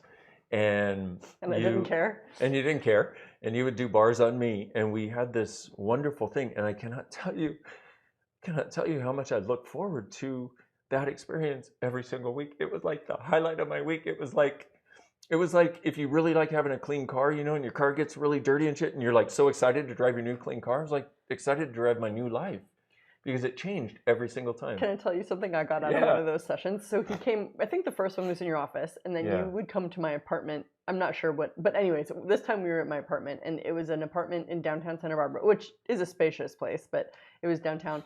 And I think I was running your bars. I was probably, I don't know, one of us was working on the other one, and there was this leaf blower like right outside, and I was getting so frustrated by this leaf blower. And there was something in your world where like the noise did not matter. It was not phasing your experience at all. And I actually learned that from you. Wow. Yeah, I learned how to not be phased by stuff. That's awesome. Like I literally still reference that to today. Wow. Yeah. That is so cool. Yeah. And that's interesting because I have a vague recall of that. And what was going on for me was, what is going on is so beautiful. How could I even? You weren't even, you totally just didn't let the annoyance even like be a thing. And I was like, oh, you can do that? Okay. Right? And I remember, I think it was our second session where you said, I said, so this who does this belong to thing is changing everything. What else you got? And you went, well, we also have this way of changing specific things, and we've been exploring that for a while. I'm like, what? You're like, well, it's POCFIT, which is the old form of this clearing statement that we have. And I'm like, okay, how would you run it? Like, what do you do? Like, let's do it, you know? And you started running this thing about what have you made so right, good, perfect, and correct about mom, mommy, mama, whatever. Like these different versions of mom and dad, and you just did those two clearings, and it was like my whole world, my whole head just went, and I was like, whatever this is, can we please do more of this? And it became this awareness because I asked you how you use it, and you said, well, you can use it on specific things. We'll have to go into that later, but you can use it to change specific things, like specific things that are going on in the moment that who does this belong to doesn't handle. You can use this to actually change it because it goes back and goes back to the point of creation of the limitation. Yeah, so that's the verbal processing that we have in Access that changes the energetics of how we create, how our lives are showing up. And changes our point of view because, you know, one of the things we talk about is your point of view is what creates your reality. Yeah. Your point of view of something being difficult or point of view of how it has to be is what creates it showing up that way. So these verbal clearings make it so that you actually can be aware of your point of view and then not just alter it, but it's like change it, not just change it into something else, but not have a point of view. It's a pretty dynamic way of transforming reality. Truly, extremely dynamic, I would say. And I just love that you received it. Oh. Because I remember sitting there just being like, ready to be rejected, right? Ready to be like, okay, That's, oh, thank you. That's that energy, because the energy with the clearing statement, the energy that you presented that with, that's the energy that I was aware of, like you said, waiting to be rejected. Yeah. Oh my God, we do that so much in our lives. Oh my goodness. Yeah. And here I am Wow. with these tools that really, frankly, were saving your life. But literally. And I would love to have every person's life that I touch, since you have been such a dynamic success story. You and me both. And there can be a lot of people who, when they're greeted with the possibility of true change, they're like, they don't make that choice. So you were really making that choice in such a beautiful way that made everything greater. And that, yeah, we see that a lot where somebody will say they desire a change. The only thing they really want to do is make it work out the way they've decided it should. Yeah. And that's not the way the universe works. The universe is like, here, I've got miracles for you, but you can't control a miracle. You know, it's like trying to control a kitten. It doesn't work very well. So we were also talking about how the bars work. You were going to say. Yeah. Well, should we talk about how the bars actually facilitate that sense of peace? I mean, I would say that peace is like the bare minimum. That's like the least you get from the bars. And I love the way you describe it, where as soon as I put my hands on your head, you had this sense of peace. Because I mean, I literally just had my bars run yesterday, and the minute he put his hands on my head, I felt like all the things I was worried about were gone. Like literally gone. Literally. I was like, that is so much better. Yeah. And the thing is, it's like, we've done studies, you know, we have scientific data, you know, like one showed that it reduces anxiety, stress, and depression, an average of 87% with one session. But for us, you know, and people are like, you need to do more studies. And we're like, well, no, people. But why don't we just talk about it like we want to talk about it? Oh, I like that idea. So basically, this is a very advanced method that I believe all the hospitals of the future will use, where you are able to discharge the electrical charge that's created by your thoughts, feelings, and emotions. So there's a thing called energy. If you haven't heard of it, it's amazing. And anybody who knows anything about the brain knows that the brain is an electrical capacitor, and the way your neurons and stuff is a very broad, it encompasses many things. Function is you neurally map you create a neural pathways based on points of view. Am I saying that eloquently enough? I mean, that's the basic. You create your neural pathways. There's lots of studies on this where children basically hardwire their brains by the age of like 7, 8, in different ways. Yeah. They do it at different times. So this process is the addressing of that hardwiring, essentially. Yeah. So you're sort of hacking your neurology, which ultimately occurs through your consciousness, and this process assists in the choice for change.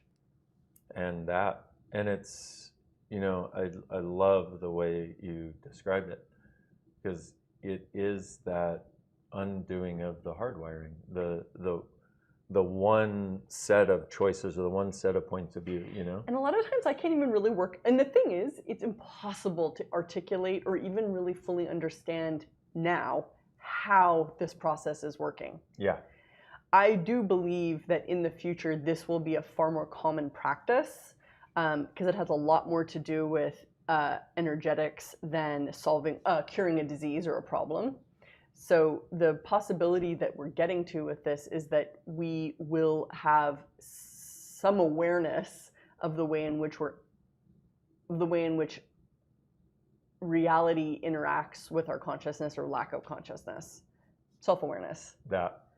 And you know, and we've done brainwave studies. We have the data for the brainwaves that get activated, and certain theories or postulations based on millions of other people who have been studied with brainwaves. But I agree, in the future, it's going to require the future of how our consciousness interacts with our reality, and like you said, or the lack thereof. But the thing I will say is, it creates a sense of space. Yeah. If you can get you know, we know how we are when we're contracted, when we're in judgment, when we feel And like, a yeah. lot of times, I mean, how many of you guys watching this or listening to this aren't even aware sometimes of how contracted or how much pain you're in until it's gone, Yeah. right? So it creates Yeah. a sense of space. Dynamically. Which I think like is super easy to disregard. Like, okay, space, then what? Right. However, it's what if all that pain and density that you experience so dynamically, so frequently, just became space? At the worst, you feel like you had a good massage. At the best, your whole life can change. And exactly what you said, because one of the things quantum mechanics is starting to discover is it's the space in which something that exists that determines how it shows up. So when you have more space, you show up with more of that. When you contract that space to try to fix a point of view, you show up with more of that. So this is obviously like something that I like live, breathe, and understand dynamically. And what I love so much about the bars is that this isn't a process you have to work hard at. Like literally to receive a session, you just lay down. Like, and a lot of times people fall asleep when they're having their bars run, and that during that deep relaxation, otherwise known as sleep, that occurs, the transformations can occur. So this is not about that you need to think really hard about what the problem is. Yeah, that. And this thing about receiving is one of the other gifts of it.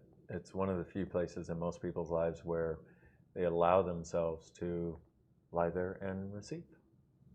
So thank you for receiving from me. Thank you for gifting to me.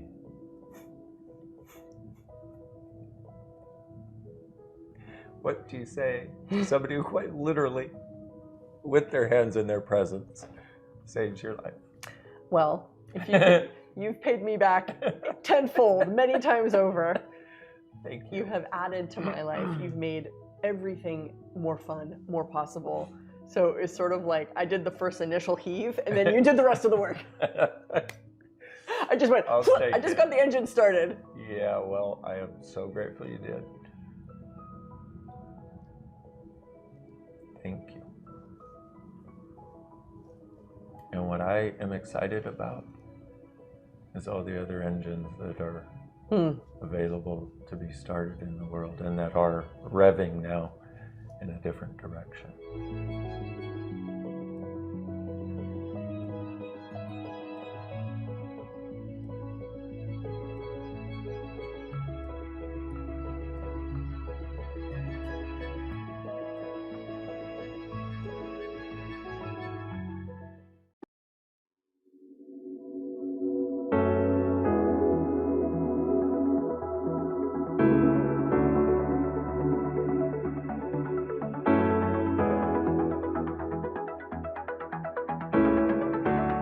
Imagine if you had something you could do that would get rid of all of your fixed points of view about who you are and who you're not and who you can and who you can't be. And something that like made it so you could breeze through reality. Imagine if you had that. The result of this is a sense of space, which is indescribable. It truly is unfathomable and too good to be true, but guess what? It's still true. Welcome to Bars in Melbourne!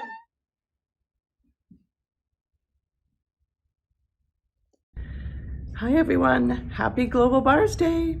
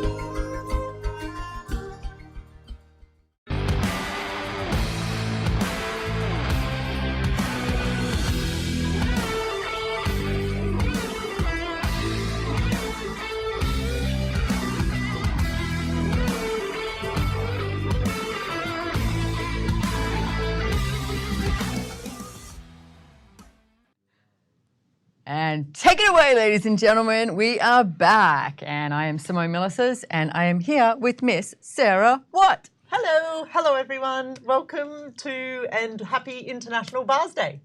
11th Global Access Bars Day. Oh my goodness. And we are having a 13-hour marathon, and I hear that a lot of people are enjoying it, and thank you for your feedback, etc. And please tell your friends, tell everybody, and get your bars run. Wendy's getting her bars run here in the studio at the moment by Mr. Christopher Hughes, and we're just having way too much fun. So today, the segment that we have is about finding the strength within. And Sarah, I've known you 10, 12, 14? Maybe it was around the time where Global Bars Day started. Maybe it was around the time when Global Bars Day. This is our anniversary. All right, we'll have it as our anniversary.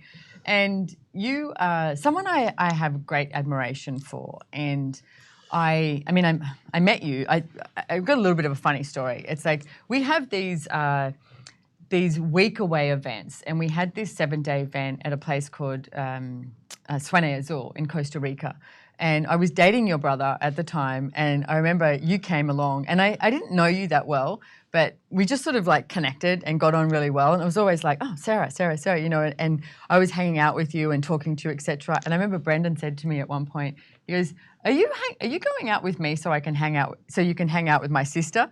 And we laughed, and I said, are you hanging out with me so you can hang out with Dain? Because I was good friends with Dain. We went, yeah, probably. Okay, let's just keep going, and laughed. But it's like I had such a admiration and connection with you right from the beginning. And one of the things that I truly admire about you is the things that you've chosen throughout your life. And not a great deal of people know about, you know, your childhood and how you grew up. And I don't think we need to go down the road of giving everyone the nitty-gritty detail, but it is something that I think we do need to address, is that there is a lot of people who grew up with not in a family home that was all, you know, hey, you've got all this support and you've got this mentorship, you know, around you, etc., that it's not the easiest childhood. So do you want to give us a brief synopsis of what that was like growing up with your family?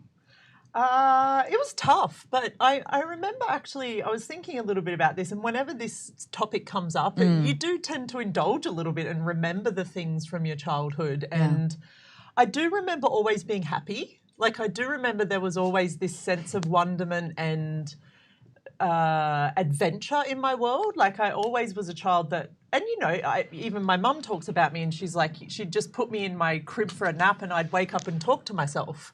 Like, she never had to worry about me. I was always just, and you know, I know we're going to get into this a bit later, but I definitely found a connection in animals from a very young age. And I think probably, I guess I started harboring this inner strength very early on.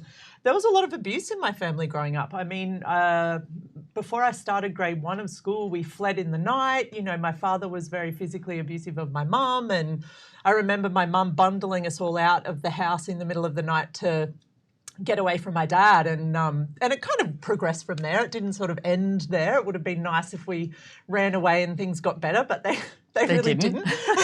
They kind of got a lot worse in some ways as well. But the thing that I would like to look at with that, and like I said, we don't need this segment to be going down this road of going through all the abuse, etc., that occurred. But there are so many people who have been abused. Like, when I came along to Access, and the amount of women I found out who'd been abused, men who'd found out being abused, like family life, like family, you know, is meant to be this beautiful place that you grew up in. And if you're out there and you're listening to this and you have a great family, good on you. Because there's not a great deal of people who grow up surrounded by people who truly have their back, you know.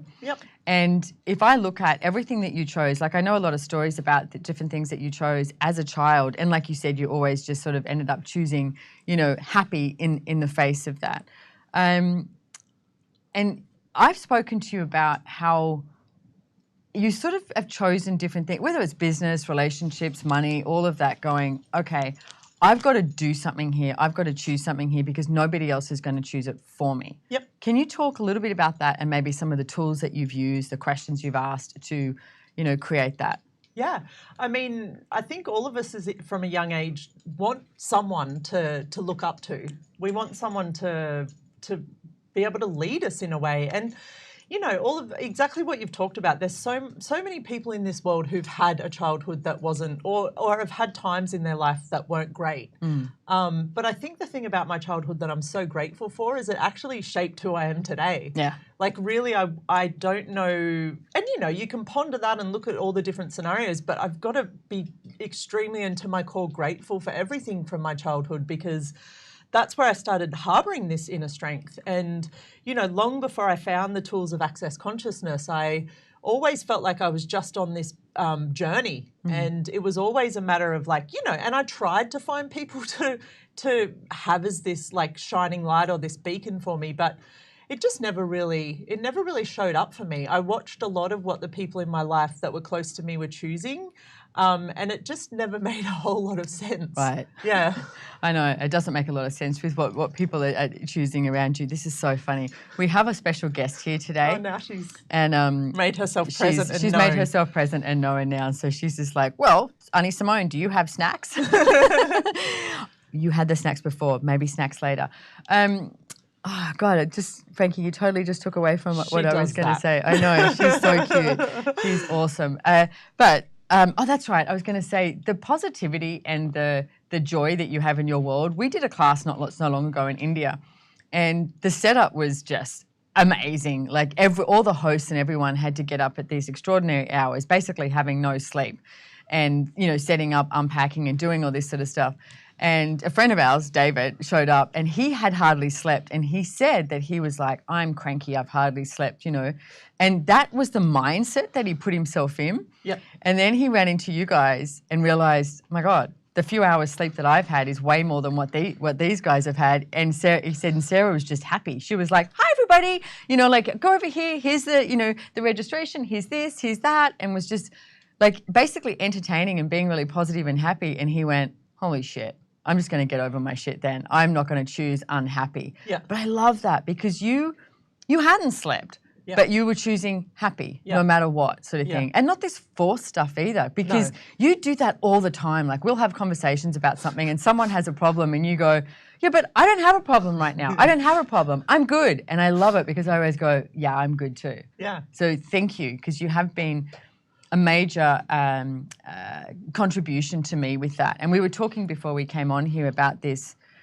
I guess like this mutual admiration that we have for each other in being inspired by the other one's choice and, keep moving forward with that. And I've heard Dain and Gary say so many times, you can't actually acknowledge or see something in someone else unless it's something that you possess yourself. Yeah.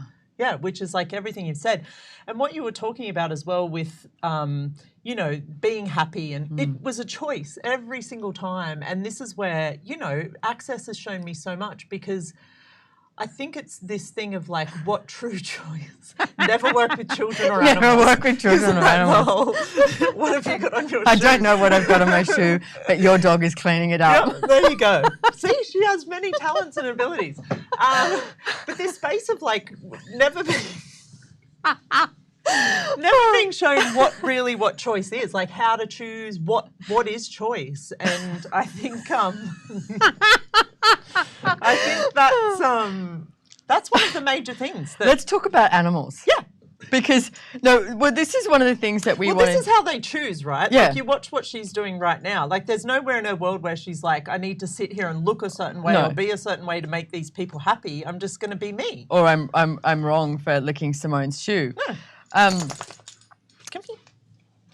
See? Trusting you and trusting yourself with animals though too. Like, there's a story that I have when I was a little girl, and we used to go to our cousin's ranch, like or farm, it's called in Australia, like every couple of weeks. And I don't know, I was probably like 6 or 7 or something like that. And there was my family were like, I don't know, I was getting in trouble for something, and I was like, everybody's against me, blah blah blah. I don't like anyone. No one's my friend. No one gets me. Actually, that's probably more what it was. Nobody gets me. Yep. Which how many of you listening go, oh God, nobody gets me.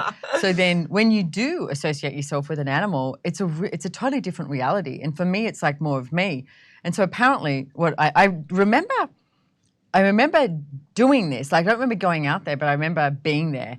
And apparently I said, I'm going to go hang out with my friends. And they were like, okay, what's Simone doing? Going in to hang out with the dogs, etc. And I walked into the paddock and there was this, huge stallion there. And we had race horses, so they were pretty full on. And there was a stallion there, and I sat down in between the stallion's legs and just grabbed hold of the two, the front legs of the stallion, and was sitting there. And they came out and they were like, "Oh shit!" Like Simone's like sitting there with the stallion. Yeah, don't, because at that point too, I mean, we hang out with Costa Senseis, and it's like stallions are so much easier than that. And I have learnt so much since then too. But anyway, my initial thing was just go out there and hang out with this stallion. Yeah. And they were apparently all going, Simone, come in here, try. And I was like, no. And I kept getting more petulant and putting my arms even further around these stallions' legs because I knew that the stallion had my back. Yeah. I knew that the stallion was going to look after me. There was no fear in my world with this, and I knew that I could trust this animal to have my back. There was just an energy that I was aware of with that. Yep. And I know that you have that with animals and with, our, did you like the way I did that? Oh, that's the pronoun, our dog. With Frankie, your dog that I co-own, I think. I don't know. I buy snacks for it. And Sarah's like, you don't pay the vet bills. And you've got your horses as well. So can you talk more about how you find that inner strength and that trust that you have with animals? Well, they show me everything that I desire to be. There's get around. Desire to be. Yeah. And you talk about this stallion and how this stallion had your back, because that's what animals do with each other, and especially horses. I mean, one of the things that I'm so fortunate to have chosen and created in this life is that I'm also a conscious horse, conscious rider facilitator, which is a specialty of Access that it's just like I never could have imagined as a child there was a possibility in this world to combine horses and consciousness and take it to the world and teach people about these animals and how these animals can facilitate you through absolutely everything.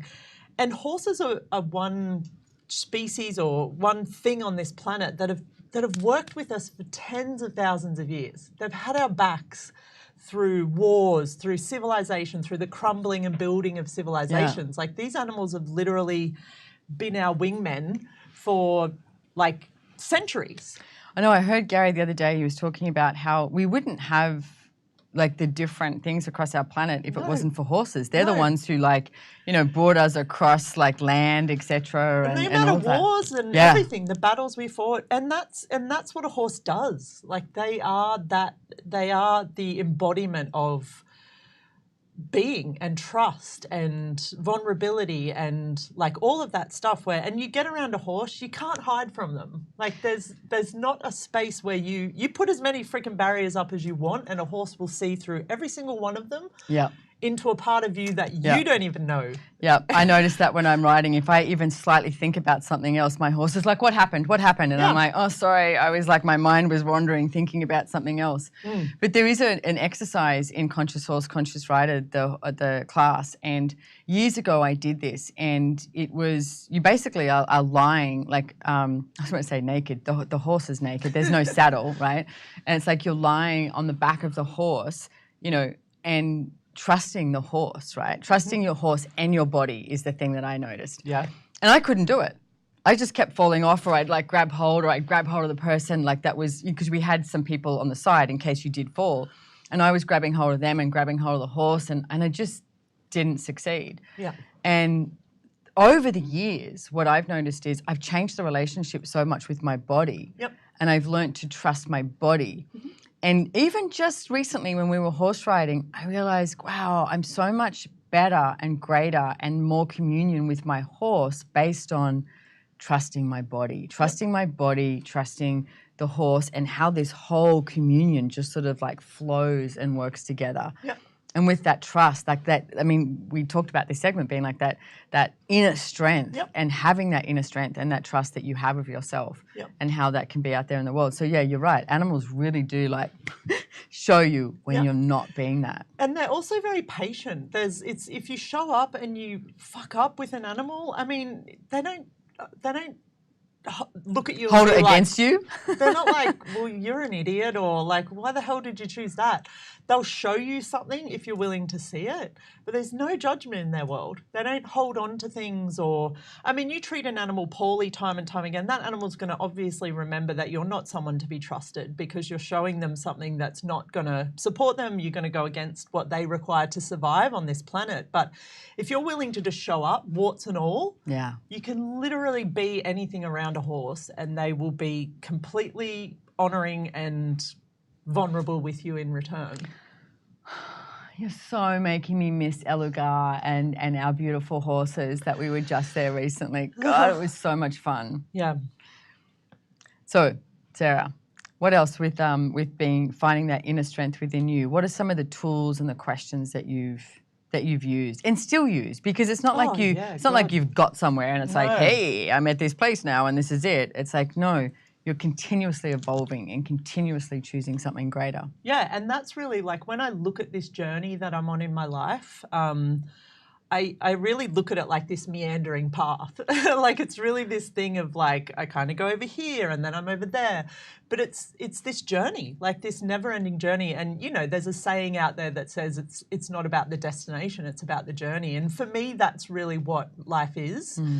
And every time I'm willing to take some steps forward, it's like, you know, everything we've talked about, the universe supports you, the universe opens up more doors. I get to learn more about myself. And I still feel like where I'm at now is just the little tippy tip of this huge iceberg of possibilities. Like there's really no end and no limit to what we can discover about ourselves and how we can use that to change the world. Like, yeah. And I think so much of that for me is about still being in question.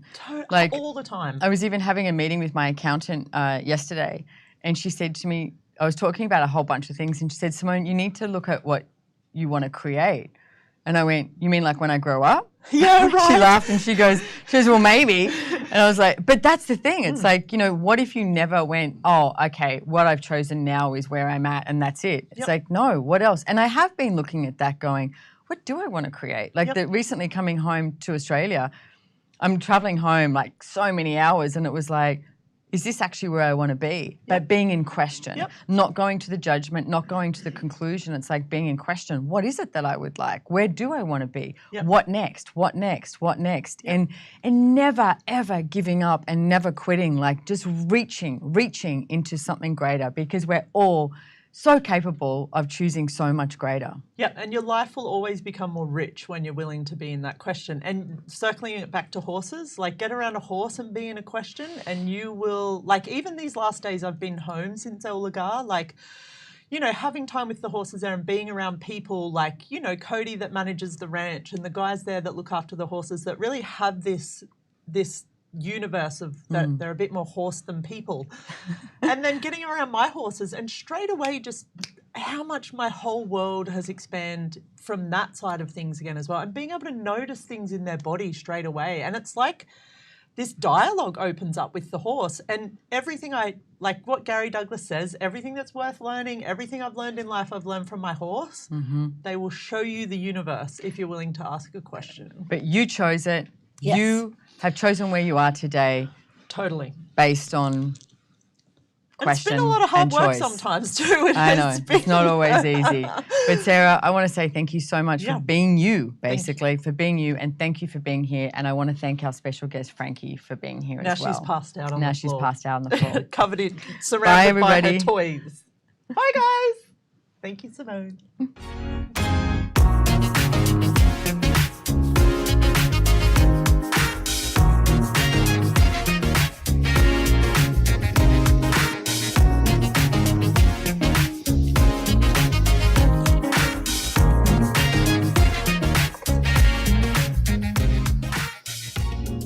Hi, my name is Alexa. I'm from Los Angeles, California. I've been running bars for 12 years and I'm a bars facilitator. I think that accessing the bars have helped me really reconnect with my body.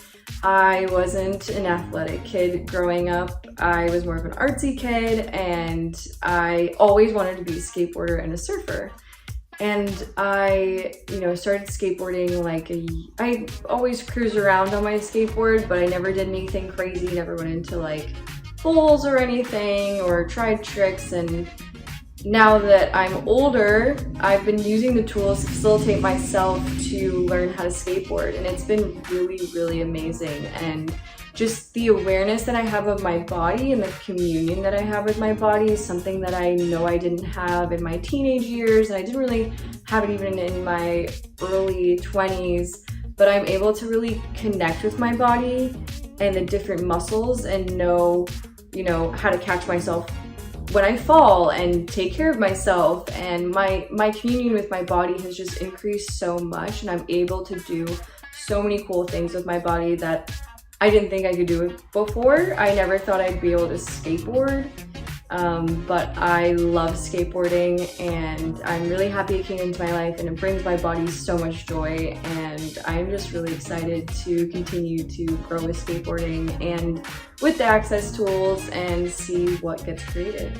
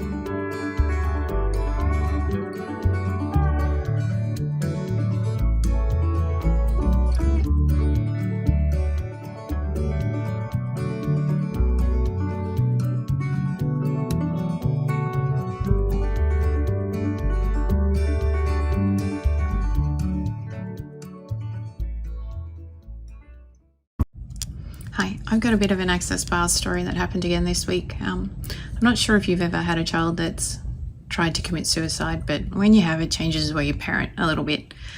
And then every time you feel a similar vibration to the one that was happening when they tried the first time, your whole body kind of goes into overdrive and presumptive reality, and it changes the way you parent all over again. I've had 2 situations since she did that where the bars, I don't even know what it does. So the first time she was crazy angry, and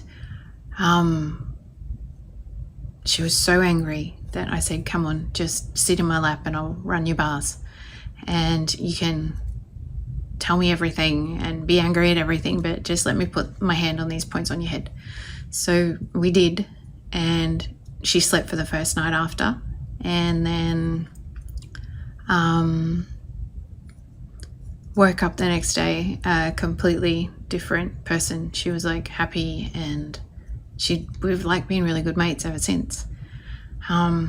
So we had another just this last week where that same vibration and emotion was about, and for 5 days she just slept.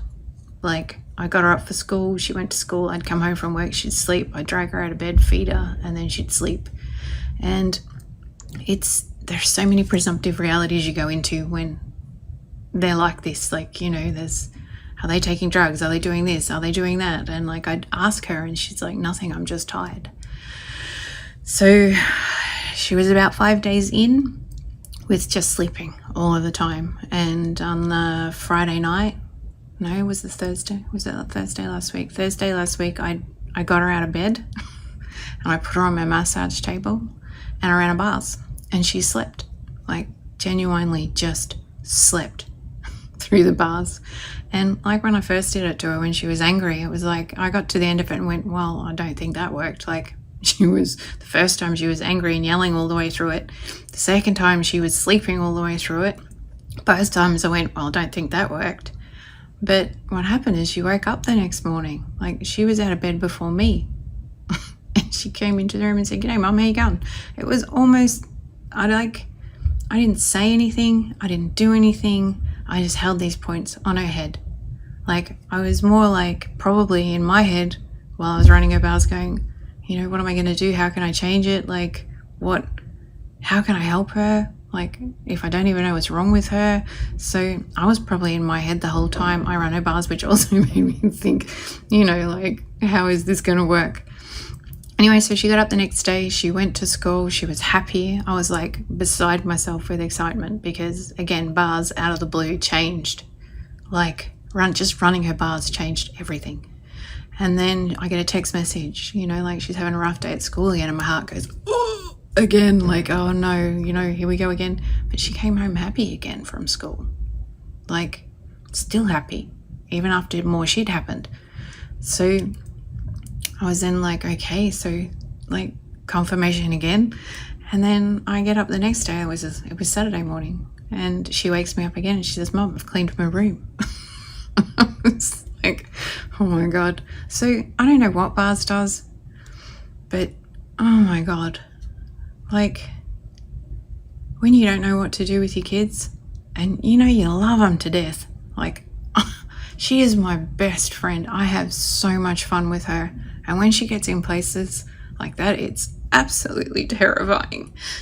And it's so good to have a tool that even when you don't know what to do, like, doing it changes everything. So thanks for listening. Come and learn the bars.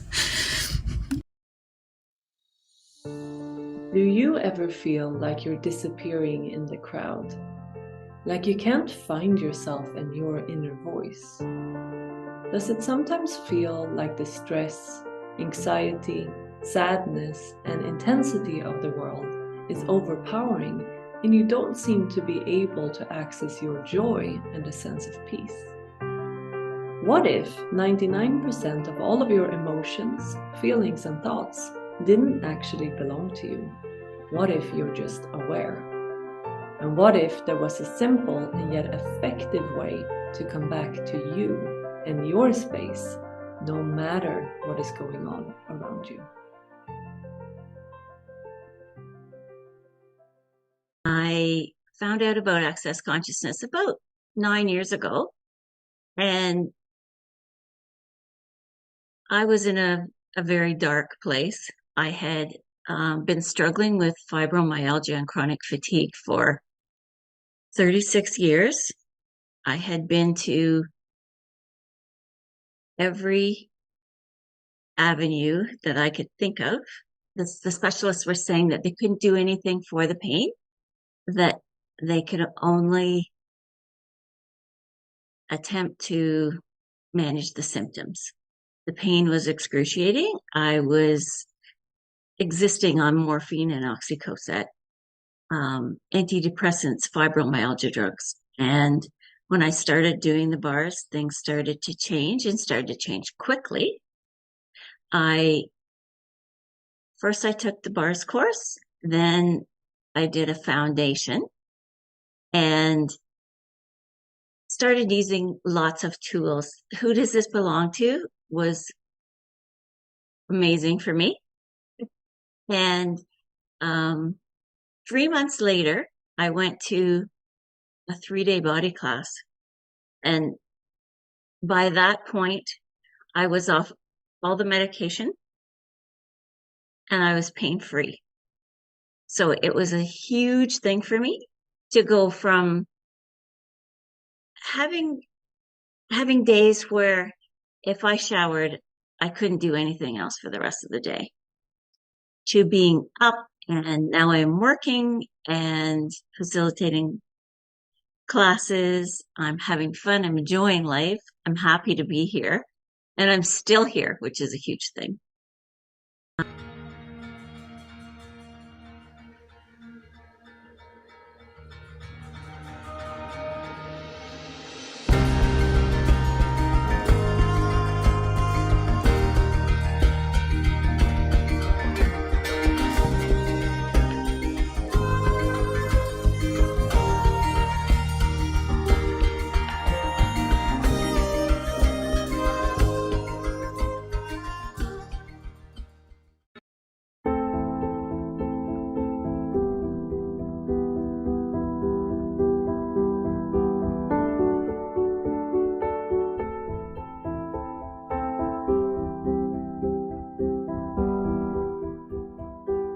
it's interesting being down here, doing the tradie stuff again. Yeah. That wasn't something I would have chosen a couple of years ago because it didn't match. It didn't match my image. Yeah. You know, and it's like I busted out the grinder and had shit all over me yesterday. It was wonderful. Yeah. See, the reason I wanted you to do it was because I want you to see what you're capable of. Yeah. See, you didn't even realize how good you were as a tradie. Yeah.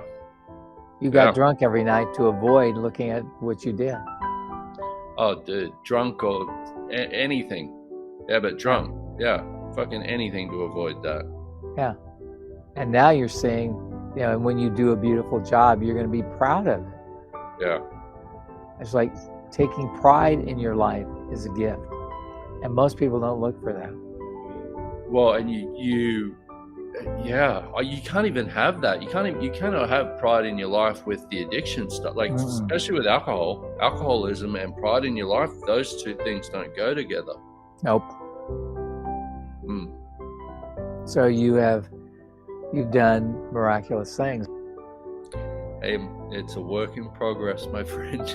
I know, always is. Always is.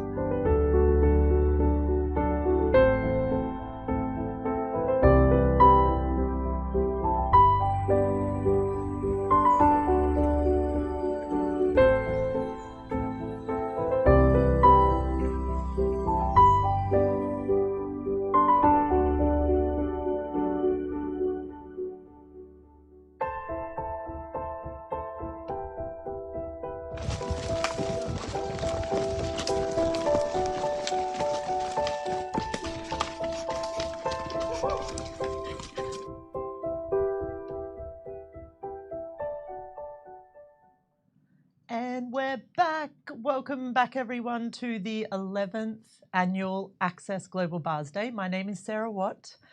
I'll be taking you through the next segment where I get to have a chat to and interview someone who I've known my whole life. I've been fortunate to call him my big brother. He's joining us from St. Petersburg, Russia, from across the other side of the world, all the way here to down under Australia. Welcome to the stage, Brendan Watt. Hello. Hello, my friend. Hello, thank you for having me. I just watched that intro video and I told you I was going to do my best to come on here and not just cry, but there you go, it started. It started already. It started already watching that because I was just, yeah. Yeah. Hi. Hello. And I was driving here thinking about this actually. I'm like, maybe we'll need to have some like tissues on hand for some of these segments. So tell us about your life right now. What's happening? What are you doing in Russia? What is a day in Brendan Watt's life looking like right now? Well, right now, like you said, I'm in St. Petersburg, Russia, facilitating this 3-day body class that we're live in the room of. And I would say right now, more and more so getting grateful for my life, getting grateful for basically just getting grateful. You know, I spent so many years creating this image of myself and kind of moving away from everything that mattered to me. And I think for me, that's been such a wake up to really tap back into what's actually true for me and begin to live from that space, begin to actually create my life from that space is such a different thing. Do you remember the moment or the period of time when you realised you'd moved so far away from that it was a place where you were living this not you life or whatever that was? No, and that's why, well, no and yes, but see, the thing with alcohol and addiction was it was a great way of avoiding looking at any of that. You know, and the other thing with it, you know, we called this "You Are Not Wrong." Well, one of the things for me was I was using the wrongness as a way of feeding the addiction. And even in early on with recovery, like I was, you know, stuck in this thing of how wrong it was and how wrong I was and how wrong basically everything was. And it wasn't until I realized, oh, wait a minute, if I'm going to get out of this, I can't use the same thing that I used to put myself in it. And one of the one of the things I realized with that, with alcoholism, with addiction, is you basically create a personality to enable the addiction. You create a personality that feeds it. And so for me, I really had to look at, okay, so this is active alcoholic me. This is me actually being me. Which one am I going to choose, and which one am I going to be from now on? And so that was the thing that began to get me out of it. Because when things would come up, you know, which they do, and they still do, you know, my life today is a constant involvement, but also constantly working on myself, you know, and looking at what part am I playing and what's showing up around me. So what I had to do is I had to basically say, alcoholic me, active alcoholic me, you need to move aside right now, because this ship's going to need to be steered by someone else, and that needs to be me, you know. And that, watching that video that you guys have put together, I hadn't seen that, and I was hit with this sense of pride. You know, that thing that Gary said in that video about you have to have pride in your life. You have to have pride with what you're choosing. I never had that. Yeah. Until now. Yeah, and this segment's called You Are Not Wrong, which I love, because how many people are watching this right now, and somewhere in their world it's like there's a sense of wrongness every day. And it's almost like, and I don't know if you want to delve into a little bit about what addiction actually is, because I mean, for you it's been this thing centered around alcohol, but it's also like there's so many things that we addict ourselves to in this world and in this life, and where people might not have it being something so obvious as alcoholism or drugs or whatever that is, but this addiction that we have to moving our true self aside and creating ourselves from a place of proving we're right because we think we're wrong and all that sort of stuff. So what can you say to people out there, like to start shifting some of that energy around what day-to-day addiction looks like? Well, you know, it's such a big thing, you know, addiction, because we can look at that. We can look at the addiction to wrongness, for example. Yeah. You know, and for a lot of people that have that, it's like, you know, oh, my life is getting too easy. What's wrong? Or, you know, basically waking up with that sense of wrongness. But that's what I love about Access, is we have the tools with that stuff. You know, waking up in the morning and going, who am I today, and what grand and glorious adventures can I have? I kind of avoided that question. Yep. Because for me, what I've done is, in creating this personality of myself, this image of myself, I've made the wrongness more valuable than anything else I could choose. It was kind of like one of the things that I did in coming out of alcoholism. And I will say that alcoholism isn't, for me, I have an allergy to alcohol. So it's not something you come out of. It's not like, oh, I'm cured. Yay. You know, let me go back to doing whatever. It's a lesson for me every day, because alcohol just doesn't work for me. But, you know, the addiction to wrongness, that might be something that's a little bit more real to people. But in coming out of it, one of the things I did was I used AA, Alcoholics Anonymous, and a lot of it. Did the 12-step program. The first step is, I am powerless over this. My life has become unmanageable because of it. And that's what I see a lot of us do with, you know, with wrongness, with anything that we're addicted to, is it has the power over us. Rather than, I'm the power, I'm actually going to steer this ship now, where would I like to take it? And so in answer to your question with the thing with how do we get out of wrongness is, first, well, using these tools, one of the tools we've got is, what's right about me I'm not getting? What's right about this that I'm not getting? But also the recognition that, beginning to acknowledge, what if, like even pondering that in your world, what if there's nothing wrong with me? What if there's nothing I've ever chosen that's wrong with me? What if there's nothing that I'm going to choose that's wrong with me? And recognize that each and every time we judge ourselves, it only creates more of what we've decided is less than about us. Yeah, and that place where we can escape from that as well. Like you talked a lot about having almost these two personalities where we create this place where we don't want to almost be the greatness that we are. So we put this persona up to the world to create something that we think people need to see us as. And rather than just being willing to show up and be wrong sometimes or be whatever, hitting a wall, hitting rock bottom or whatever that looks like, and being willing to have people see us for who we truly are. Yeah, that, and have you be willing to see you for who you truly are. Yeah. Like, and show up, because see, for me now, I'm getting much more aware of how much I tried to get my life right.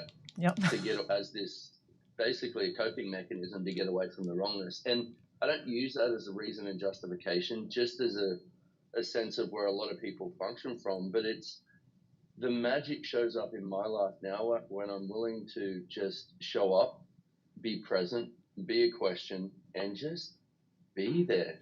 Yeah. You know, even for something like this, like just like I'm just blown away from the sense of everybody around the world right now just connected and tapping into this. It's just wow. Yeah. And, you know, we grew up together. We had childhood. We just did a segment with Simone where we talked a little bit about what my childhood was like, which was also your childhood. And it wasn't this place where we had such a great start to life. So, and I know a lot of people in the world have this place as well where there's been times in their life where it's been, you know, pretty shit. And a lot of the time it's the start of our lives that turn out that way. So how have you not...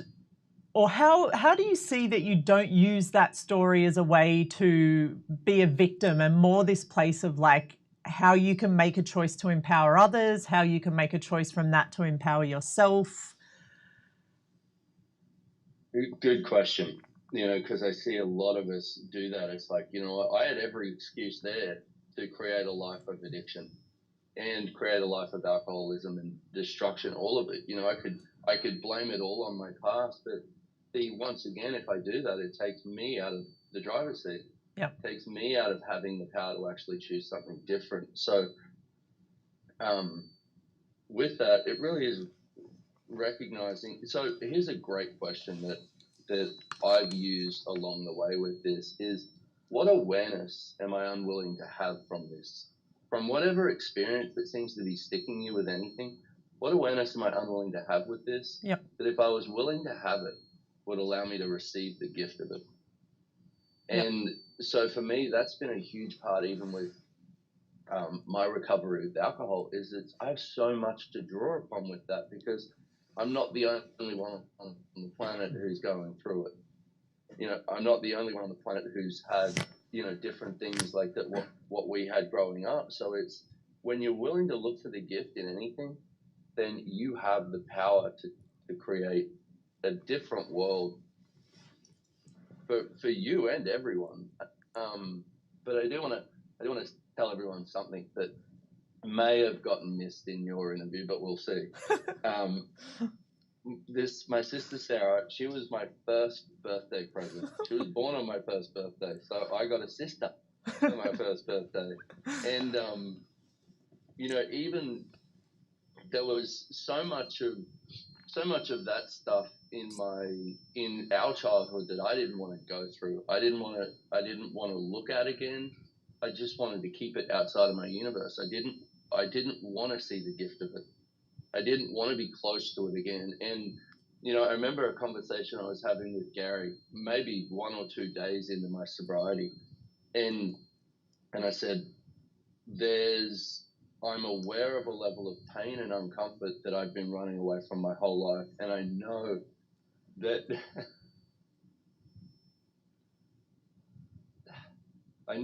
in order to get through this, I'm gonna have to go through that. And I think that knowing that you have the strength for that, knowing that you have the power to actually walk through that and begin to get the gift of it, begin to get the gift of you, begin to let you show up. Yeah. And rather than avoid the discomfort, avoid the pain, use it. Yeah. You know, and that if I could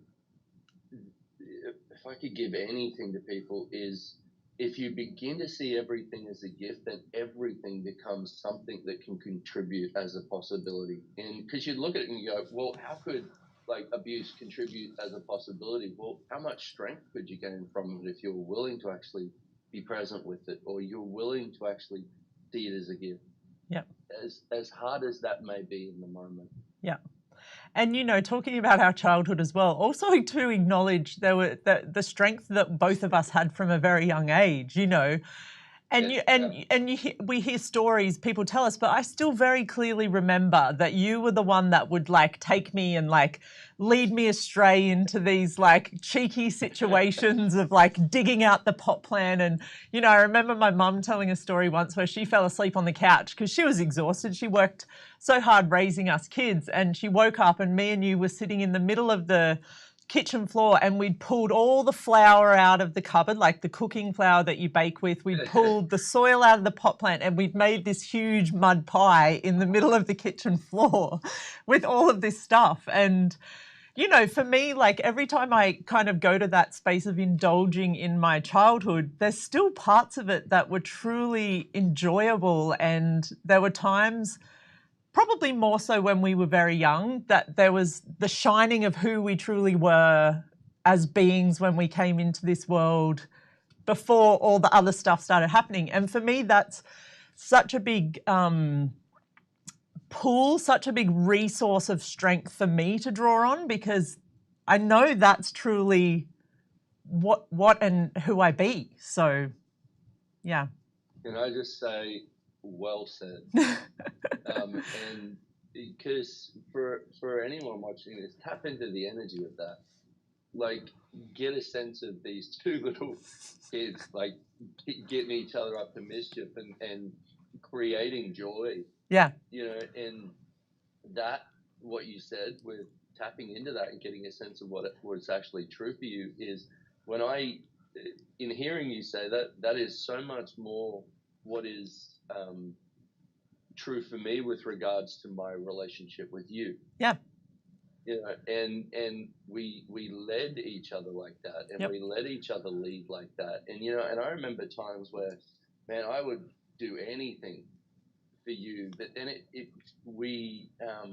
there's so much caring in that. Yep. There's so much caring in that, but also we do this thing once we grow up in this world, right, where things get twisted into being different things. Things get twisted. Things that are actually a huge amount of power and potency get twisted into something far less than. And I think we do a lot of that with caring, but where caring becomes this need for savior. Yeah. But that with you and I, and it's like just. Yeah, because, you know, being my big brother, there's so many things in this reality that say what this relationship should look like how that should look throughout your life, like what it should mean. But for me, it's always been that energy. And, you know, you talked about where I was born on your first birthday. Well, I wasn't just born on his first birthday. I was due to be born 5 days earlier. Our mother went into labor with me and left hospital because I wouldn't come out. And I was literally born at 10 minutes past 1 on the morning of your birthday. Like, I literally held on until the last minute to be like this quote unquote gift to you on your birthday. And like, it's just one of those things that for me, everything we went through in our lives, and even right up until now, when you have something that starts off like that, that's truly what it is. Like, and you know, it was our relationship, but it was also us as beings when we first came in here. So it's been a huge contribution to my life to know that no matter where you are in the world and what you're choosing, that's you. Like, this is the person. Yeah. Well, the big difference now is I'm returning to that space where I have my own back, which allows me to have yours also. See, because we lose that too. Yep. Like, I lost the ability to have my own back. Yep. But also, I want to say one thing with that, because you acknowledge the gift of that for me and for you. And that's the other thing that I wanted to say about when you are willing to ask that question of what awareness am I willing to have here, that if I was willing to have it would allow me to see the gift of this and receive that gift. is when you're willing to acknowledge the gifts expand. Yep. And I've seen so much throughout my life where I've put my attention on the things, once again, that aren't relevant to me, you know, that don't necessarily matter to me, and we create more of that. We create more of what we put our energy into. So gratitude, yep, you know, perceiving the gift of yep, things like that that matters to me. That is relevant to me. yeah, and that there's a possibility in everything. And every time someone or I perceive a problem, I'm like, what's the possibility here? Like, truly, what is the gift and the possibility? So I was a little nervous about filling 20 minutes, and apparently we've got 15 seconds left. So there you go. So I just want to ask one last quick question of you, Brendan, and that is, what next? Keep going. I got 10 seconds to live the rest of my life, and that's what I'm gonna do. You know, and I'm gonna just keep being more of who I am, and hopefully use that as be a gift to show others that they can actually choose it too, and be that empowerment in the world. So in my last 5 seconds, I just want to say something real quick. As your big brother, I am so proud of you. Oh, stop it. And just to see you shine in the world the way that you are is truly a gift.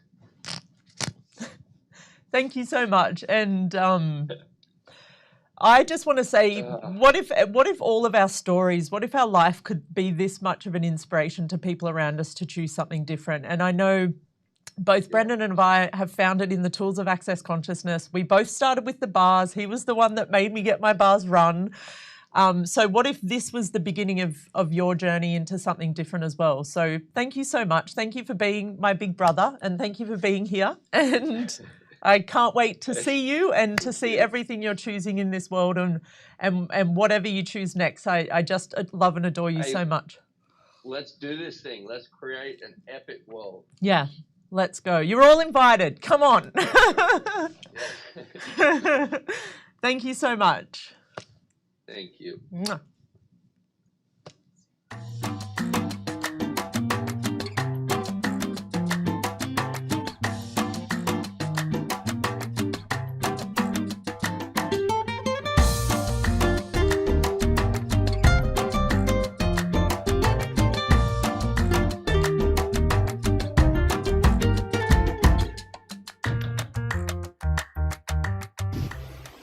Hello, I'm Danica from Serbia, translating Croatian and Serbian. Hi, I'm Ivanka, I'm from Slovakia and I translate to Czech. Hi, my name is Yeşem, I'm from Turkey and I'm translating into Turkish language. Valeria Bayumera from Italy.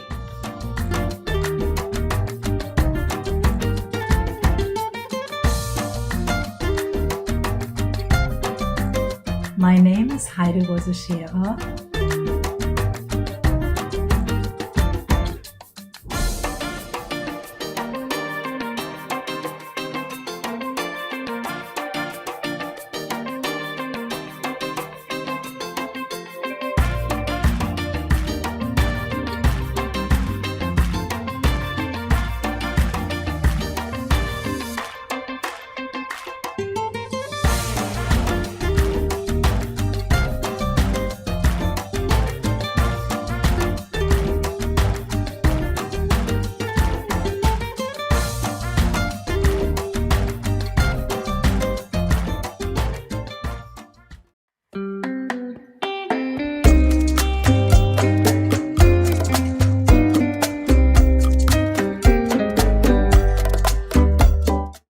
Had a woman who came in and to have her bars run, and she started out talking about her plans to kill herself and just running bars, being space. By the end of the session, her plans went from how she's going to kill herself to her next trip, her next travel, and it was like, just holy man, the acknowledgement of what the bars can do and what it can change for people was incredible.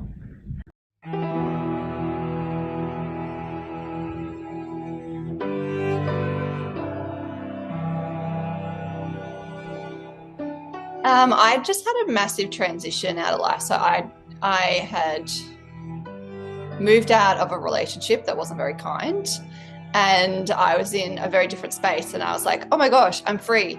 I'm completely free of this person and living a very different life. And like all of a sudden, this intensity came over me, and I was really unwell.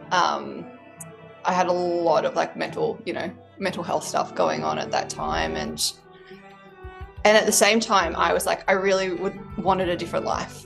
I wanted something bigger. I just wanted to do things for me. I knew I had different choices available, but at the same time, I was then, diagnosed with PTSD, complex PTSD, and at the same time, that was present. So I couldn't really. It's like whilst I'd physically left this relationship, it's like I was still stuck in it. And it's almost like every day I was becoming more and more triggered. And it could be like a car door closing or someone walking down the street. And it was like this sense of just being on guard. It's like I was being hunted. And I was just really paranoid all the time. And it was just getting worse and worse and worse and worse. And then, I started having really severe nightmares, and the bedwetting showed up, and it was interesting because it was like there was two parts of me. It was like this whole like hysteria, paranoid, PTSD thing, but there was this new life that I had, but there was no like, everything was just completely out of alignment. Things were really they were really difficult to manage it, and then also manage like all the other things I had going on in life, like, had, a job and things like that where, responsibility, and I had to like show up every day, but I was really, really unwell.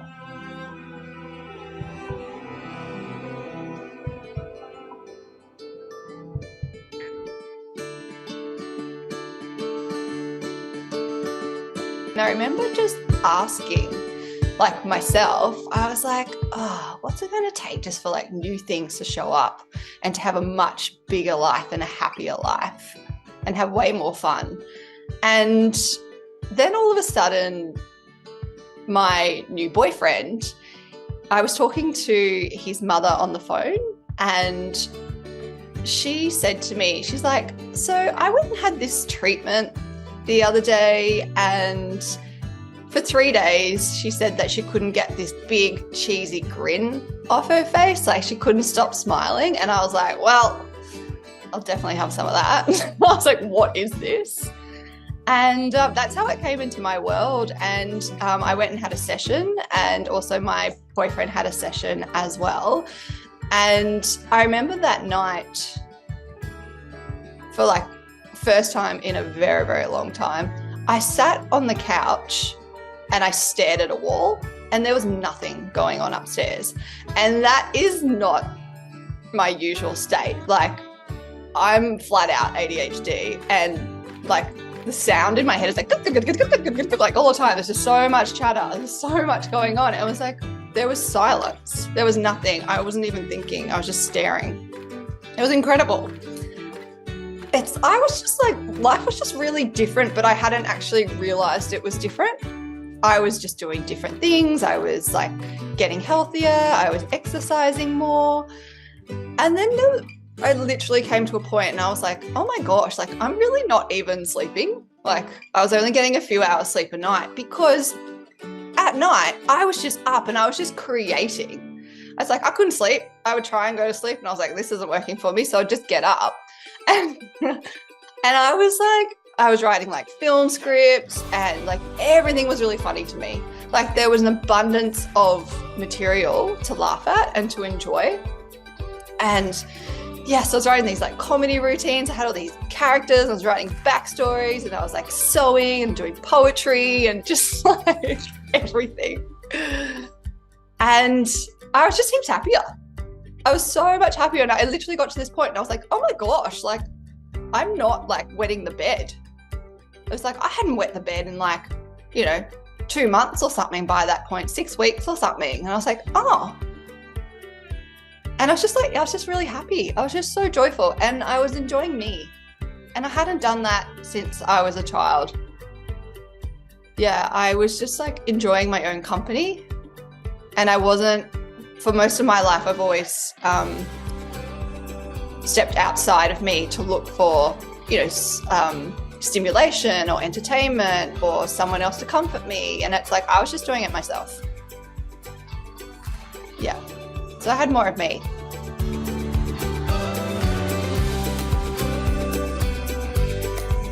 And like the more I use these tools, it's like, oh, like I'm actually rad. Like,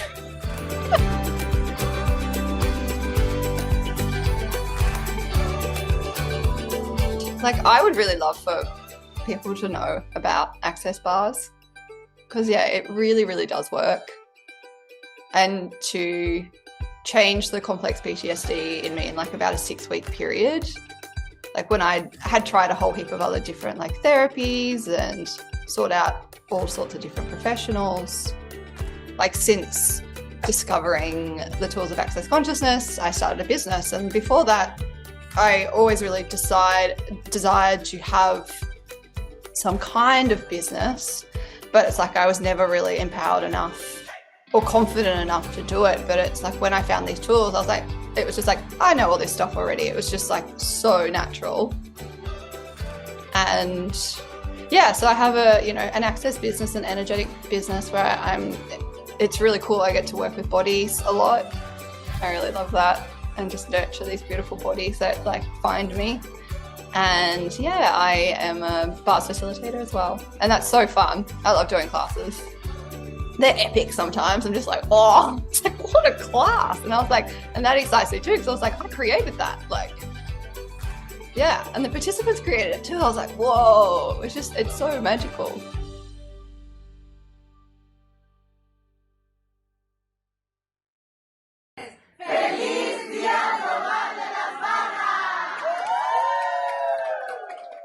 Happy Global Bars Day!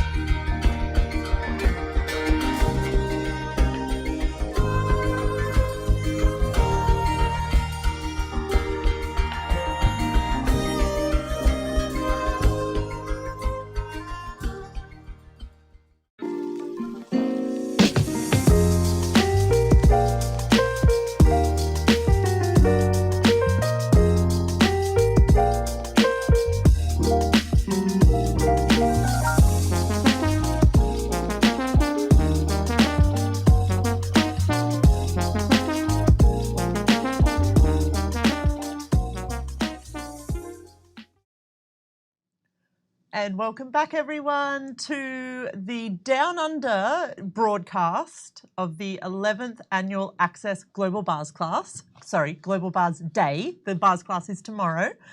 My name is Sarah Watt. We're about to wrap up the broadcast here from Australia, and I'm so honoured to have been a part of this. I've cried, I've laughed, we've had such an amazing time here, and some of these stories that we've seen and the interviews that we've had have just been truly miraculous. And our next guest, the last special guest of the evening, is Miss Shannon O'Hara. Welcome, Shannon. Thank you for being here with us. She is the creator of Talk to the Entities. She's written multiple books. She's been an access consciousness facilitator for 23 years.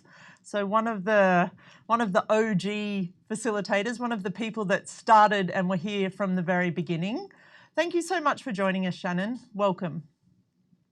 Hello, everybody. Can you see me, hear me? Oh, there we go. Now I see that. Hi, Sarah. Hi. So where would you like to begin tonight? What would you like to talk about? Our segment is called The Unseen Key to Mental Health, which is a big topic. I mean, yeah, mental health in this world is something that. So I would love to hear what you have to say about this, what you know and what you're aware of. Well, I want to say, first of all, that this is my absolute favorite Global Bars Day so far yet. So all of you guys who have been creating this, like, wow, I have literally not wanted to miss a single second of this since it started. I've been on since you guys started. I love this. And hello to everybody out there in the universe watching this, whether it's right now in this moment or whether you're seeing this in the future. Like, how does it get better than this? Like, how powerful is ease, joy, and glory? So the topic that we sort of chose, the unseen key to mental health. I mean, when Emily contacted me about being part of Global Bars Day, I was like, I don't really know what to talk about. She's like, why don't you talk about entities? I was like, can I do that? So I thought that would be cool. Like, I'm going to do that. It's happening. So one of the things that definitely started happening for me, like, if you were here maybe an hour and a half ago, you would have seen like a pretty long video with me and Dain talking about his first bar session. And I rarely tell the story of my first bars experience, but I'm going to tell you now. So Gary is my stepdad, and my mom and I moved to Santa Barbara when I was 5 to live with him. And he started like Access when I was 12. And I was like used in the classes that he was facilitating as like an extra head, just because he needed to have like another body there. So I was in those first bars classes, and I can vividly remember the first time I had my bars run. I fell asleep through the whole thing, and I'm doing air quotes, fell asleep, because maybe you guys can relate to that sort of space and place you go when you're having your bars run, where you're sort of asleep, but you can hear everything, and it's not really like sleep, but it's like really powerful and deeply relaxing. So I went there.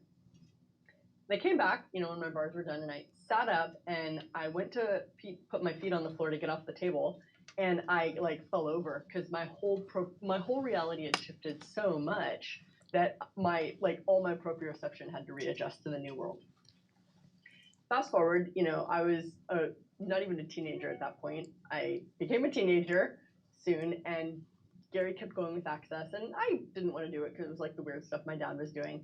But as I got older, I was having more and more and more, I guess, what we would call today like mental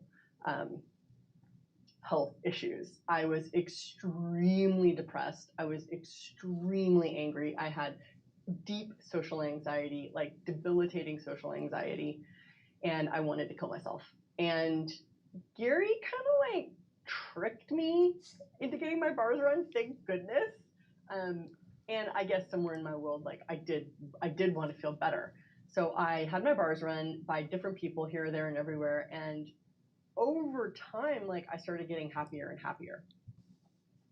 And I decided that I really wanted to be more committed to Access because of the way it made me feel. I was like, I want more of this in my life, So I became like a, Access facilitator to have access to Access more. Fast forward, I'm about 20 years old, and I'm in my apartment in Southern California, and I come out one day, and my living room was tiny, but I could literally not see the other side of the room because there were so many entities in my house. And I knew it was entities, but I had no interest. I went into total reaction. I was like, this is scary. I hate this. I called my dad. I was like, oh my God, help me. My house is so full of entities, make it stop. And he was like, that's great, honey. He was really being positive about it. And I was like, no way, I don't want to be a freak. Like, I don't want to be a freak that like talks to ghosts. And so I like slammed the entity awareness door shut. And over the next 3 months, my life just got progressively harder and harder. I was not feeling well. I couldn't get clear about anything. Nothing was really working. And I was out at my parents' house having dinner one night, complaining to my dad about my life. And he said, well, what did you refuse to do? Oh, I refuse to talk to the entities. Mm-hmm. And in that moment, I realized that talking to entities was actually one of my natural gifts and capacities that if I said yes to, could potentially make my life greater and easier and better, even though I had every reason to judge that like talking to entities would make me weird and wrong and crazy, etc. So I said yes to entities. Fast forward, 2 decades later, we have an incredibly robust, life-saving curriculum of Talk to the Entities. That's basically the education that you should have been given about ghosts that you never were given. But one of the points of this story is that bars made me more of me. It took away all of the barriers to everything that I was. It started giving me greater access to me. And part of who I be is entity conscious. And so that entities really showed up because I had removed all of my resistances to entity awareness that I had built up strategically, most of my life, to not be that different. And that's one of the great gifts that the access bars be, is that they give us greater access to who we be. And sometimes we become more aware. Well, always we become more aware. And that's one of the things that I really appreciate and I have learned to value about access, is that the tools, bars included, increase awareness. And is awareness something that we have been educated about? Were you empowered, educated, taught, what all the stuff that you were aware of when you were a little kid was? How many of you guys, knew there were ghosts in the closet, or, saw the spirit of a deceased relative, or had entity awareness and went to a parent or went to a grandparent or somebody and were like, hey, check this out. And then they told you that it wasn't real or wasn't true or couldn't be so, or you're wrong, you're stupid, you're crazy. So we essentially get miseducated about awareness, which really then just leads to us making ourselves wrong ad infinitum, which is exactly what Sarah and Brendan were discussing in the previous segment. Like, what if you're not wrong?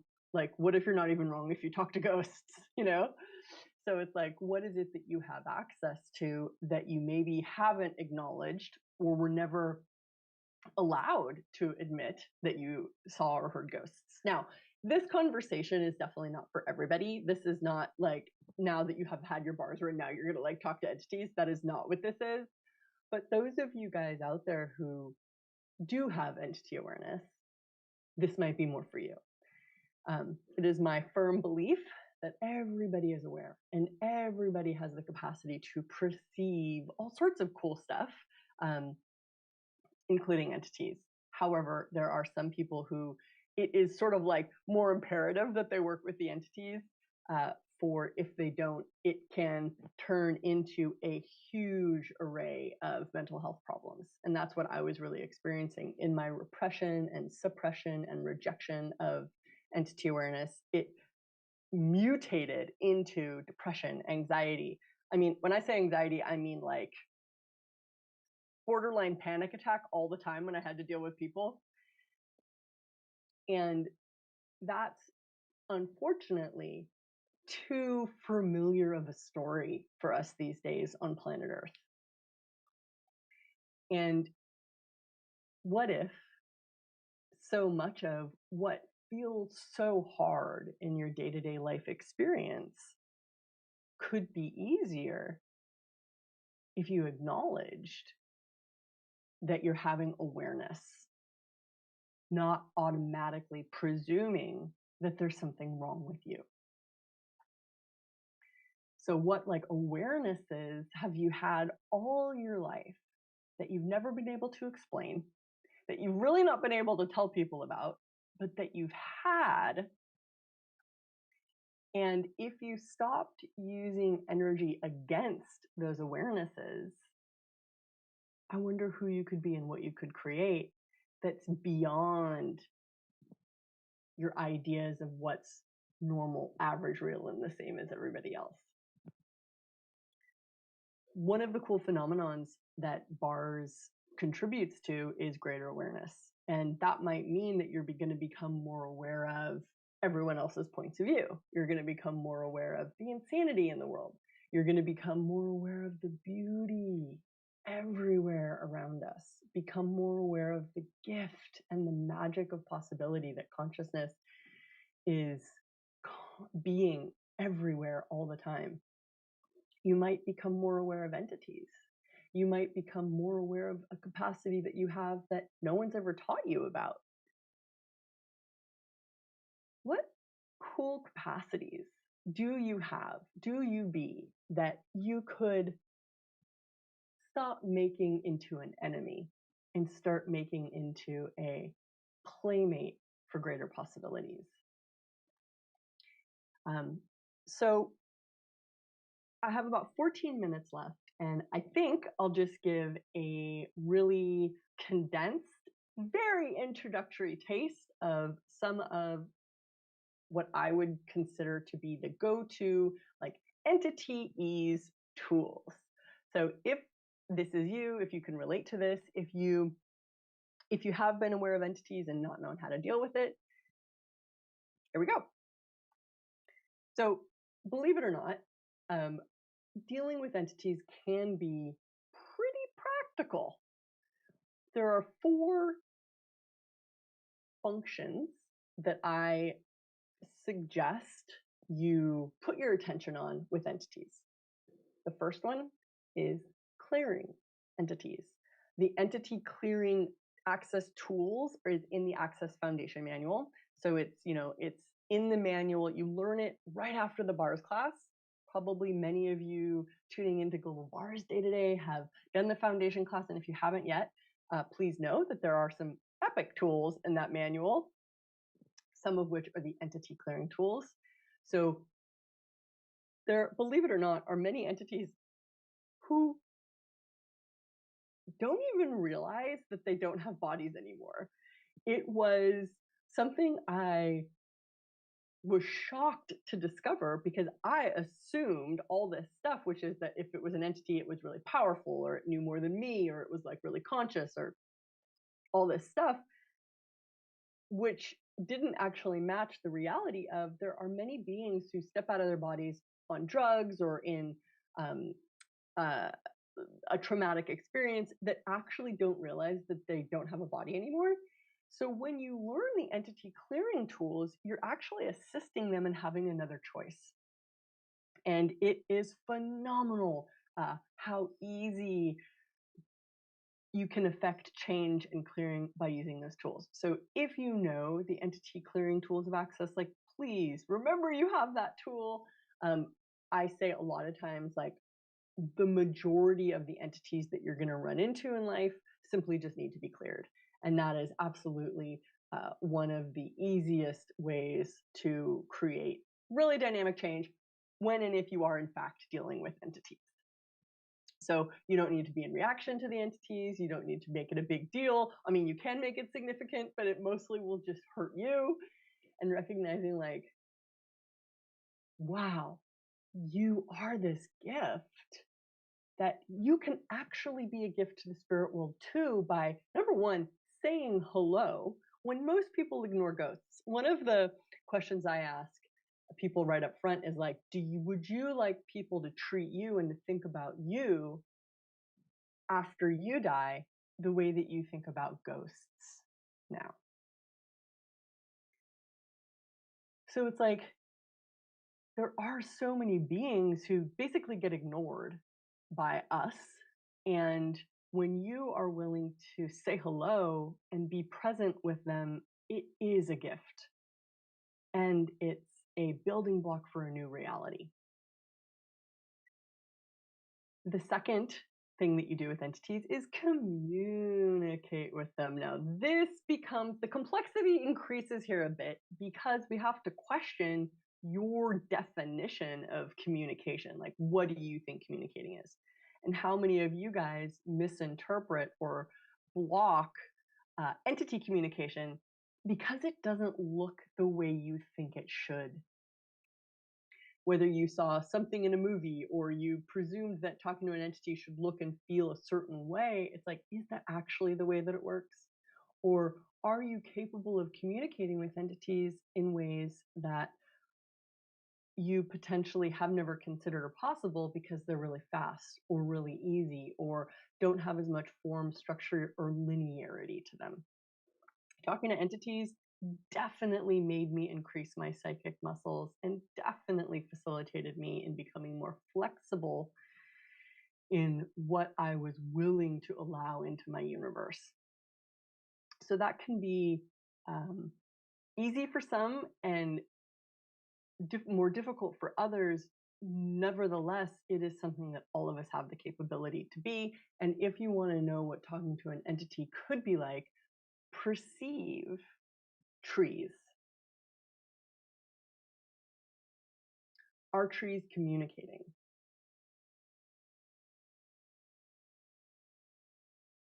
Are they communicating with words? Or is there an energy that you're aware of? So that's a bit of a hint about what talking to entities could be like. Less mind, more energy. Less logic, more possibility.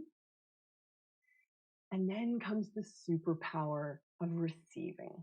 And I was doing talk to the entities for many, many, many years. And I one day accidentally stumbled on the reality of receiving from entities. I remember I was doing a talk to the entities beginning class, and there were these mega beings that showed up, and they wouldn't clear.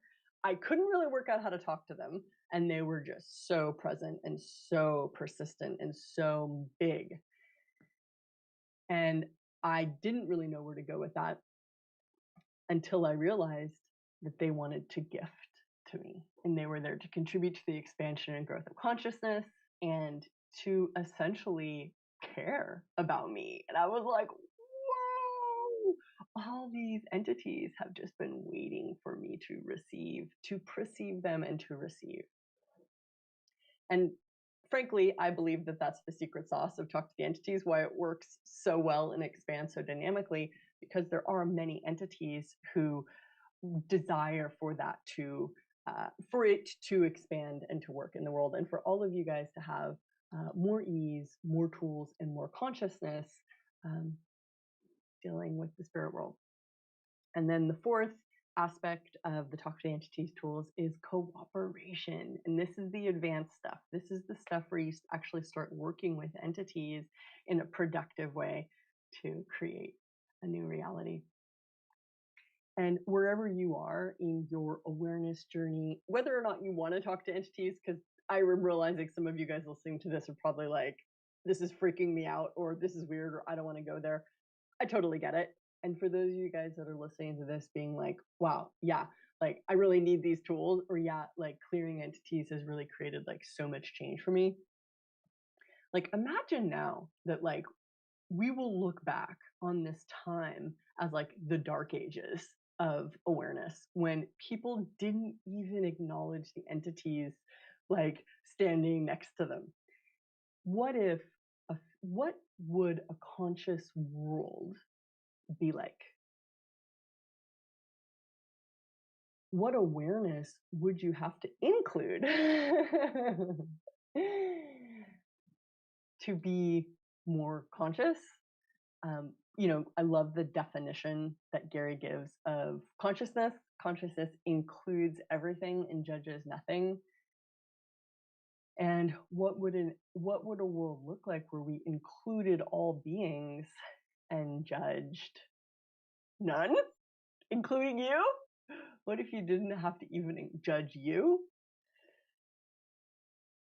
What would and could a conscious world be like? And I don't mean like fantasy, I don't mean fairy tale. I mean like what contribution are you that you've never acknowledged? And what gift can you be? I guess I'm thinking with this time. It is what it is. I'm in England right now, and we were just having the darkest, rainiest sky. And of course, now that I'm talking to all you guys on Global Bars Day, the sun is coming out. So who and what gifts are being given? Who and what desires to contribute to you and all of us in the expansion and growth of consciousness? And what if you're not crazy if you hear voices? What if you're actually aware if you hear voices? And like one thing to note is like, if you are literally hearing voices, that's entities. If you ever the vocabulary, I'm hearing voices. Like when you think I'm hearing voices, or you say I'm hearing voices, or somebody says I'm hearing voices, what they mean is I'm hearing entities. And that's awesome. Like, congratulations. Like, you're so aware. So, what tools can you use? What could you create through the tools of clearing, communicating, receiving, and cooperating, and a huge helping of interesting point of view to make your life easier and to facilitate the expansion and growth of consciousness and the shifting and the changing of all energies with total ease. So I think I'm going to finish there because we've got to catch up with a little bit of time. So we finished the Australia segment on time with everybody. I think USA is coming in next. And I know Simone and Sarah wanted to sort of do a little outro with you guys and segment us into the the European segment is what's going to be coming on next. So I love you all. Thank you so much for being here. How's it get better than this?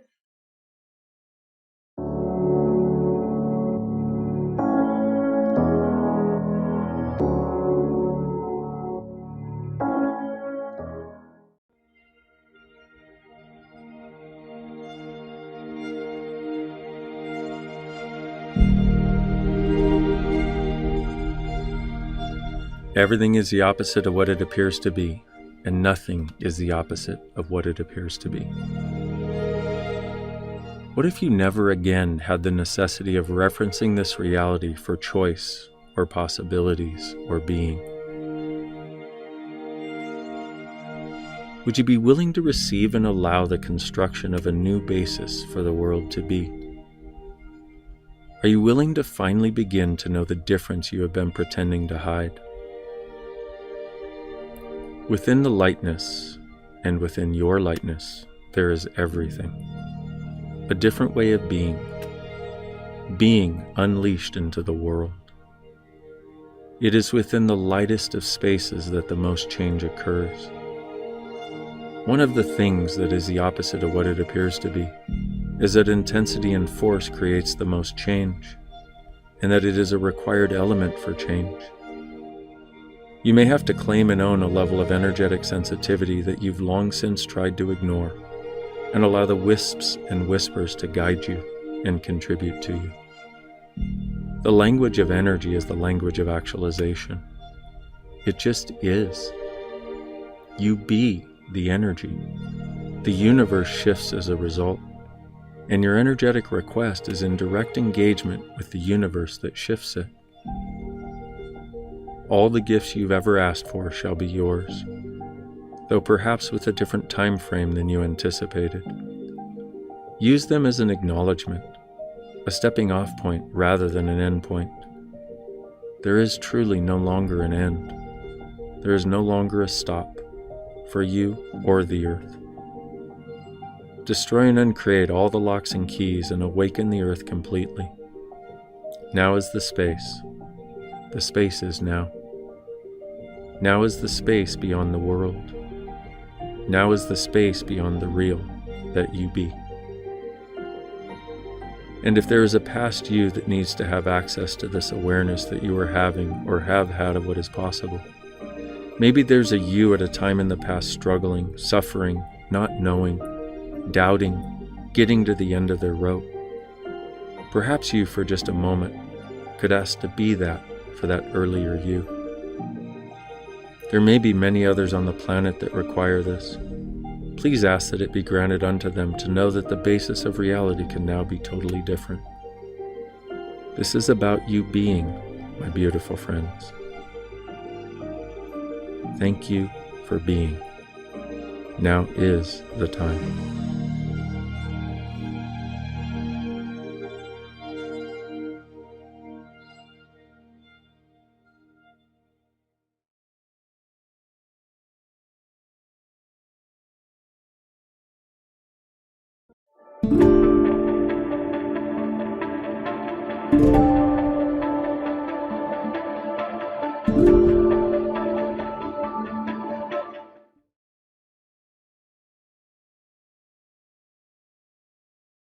So my name is Katrina Valentin, and I've been practicing having my bars run for the past 15 years.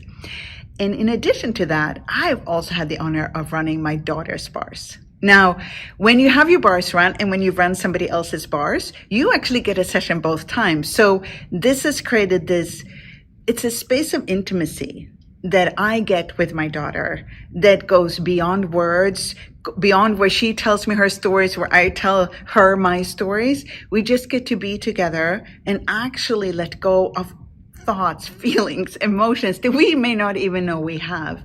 And in addition to that, it creates a space for us to be with each other as a tiny little family, but also for us to be in the world in a different way that we've actually created together during those bar sessions. So she was 6-7 years old when she started to get bars. So she's basically always had bars in her life. And it's just something that when we meet up, even now when she's moved away from home, we'll go, okay, so maybe we should do a bar session. And then we do that. It's just a part of everyday living now. And I am so incredibly grateful. If you are dealing with depression, a lot of drama in your life now, or you are just tired of everything, why don't you try a bar sessions? At least you will be stress relief and you will feel so amazing.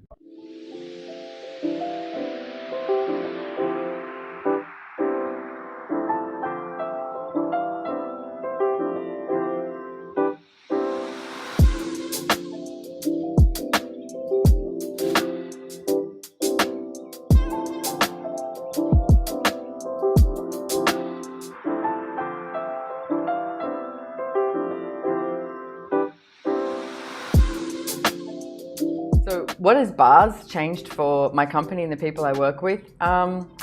Everything, pretty much. It's like everything. It's created so much more ease. And I know that sounds really cliche, but it does. It creates more ease. So bars also help.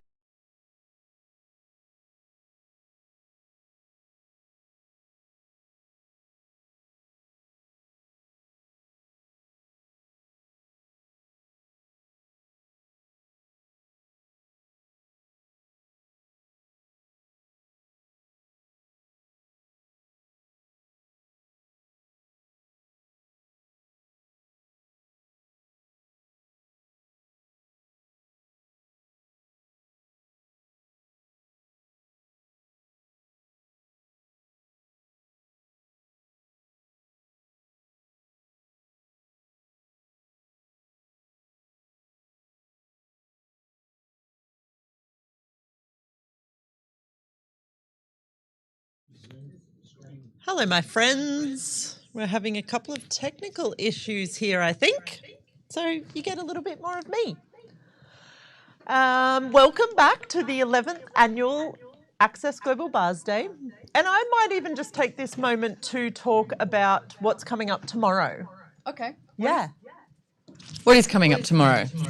Well, once a year, one of our very, very amazing friends facilitates a bars class. Who's that? Not Dr. Dain Heer. Dr. Dain Heer. She blew the secret. There's only one online bars class a year that takes place in the world, and Dr. Dain Heer is the facilitator of it. Yay! And if you're looking to become a bars facilitator, or if you want to become a bars practitioner, this class will actually count towards your facilitator license. So I find it really funny because when Gary first chose to have bars facilitators facilitate bars classes separately to the foundation, so I don't know how many years ago it was, but we have now in the world people that can just go out and facilitate bars, along with a bunch of other things, but they're really, they're not a certified facilitator, they're a bars facilitator. And you need to take 3 bars classes. Mm-hmm. The rule is 3 bars classes with 3 different bars facilitators in order to become a bars facilitator. And Gary said the reason he did that was because he figured if you took 3, at least one of them would be given. I wasn't going to say that part. He literally said, yes, at least one of them will know what the fuck they're doing. Yeah, but I mean, it's true, you know, and for each of us that go out there and learn a new skill in this world, we learn different ways. You learn different things from different people, and I think it was absolutely brilliant.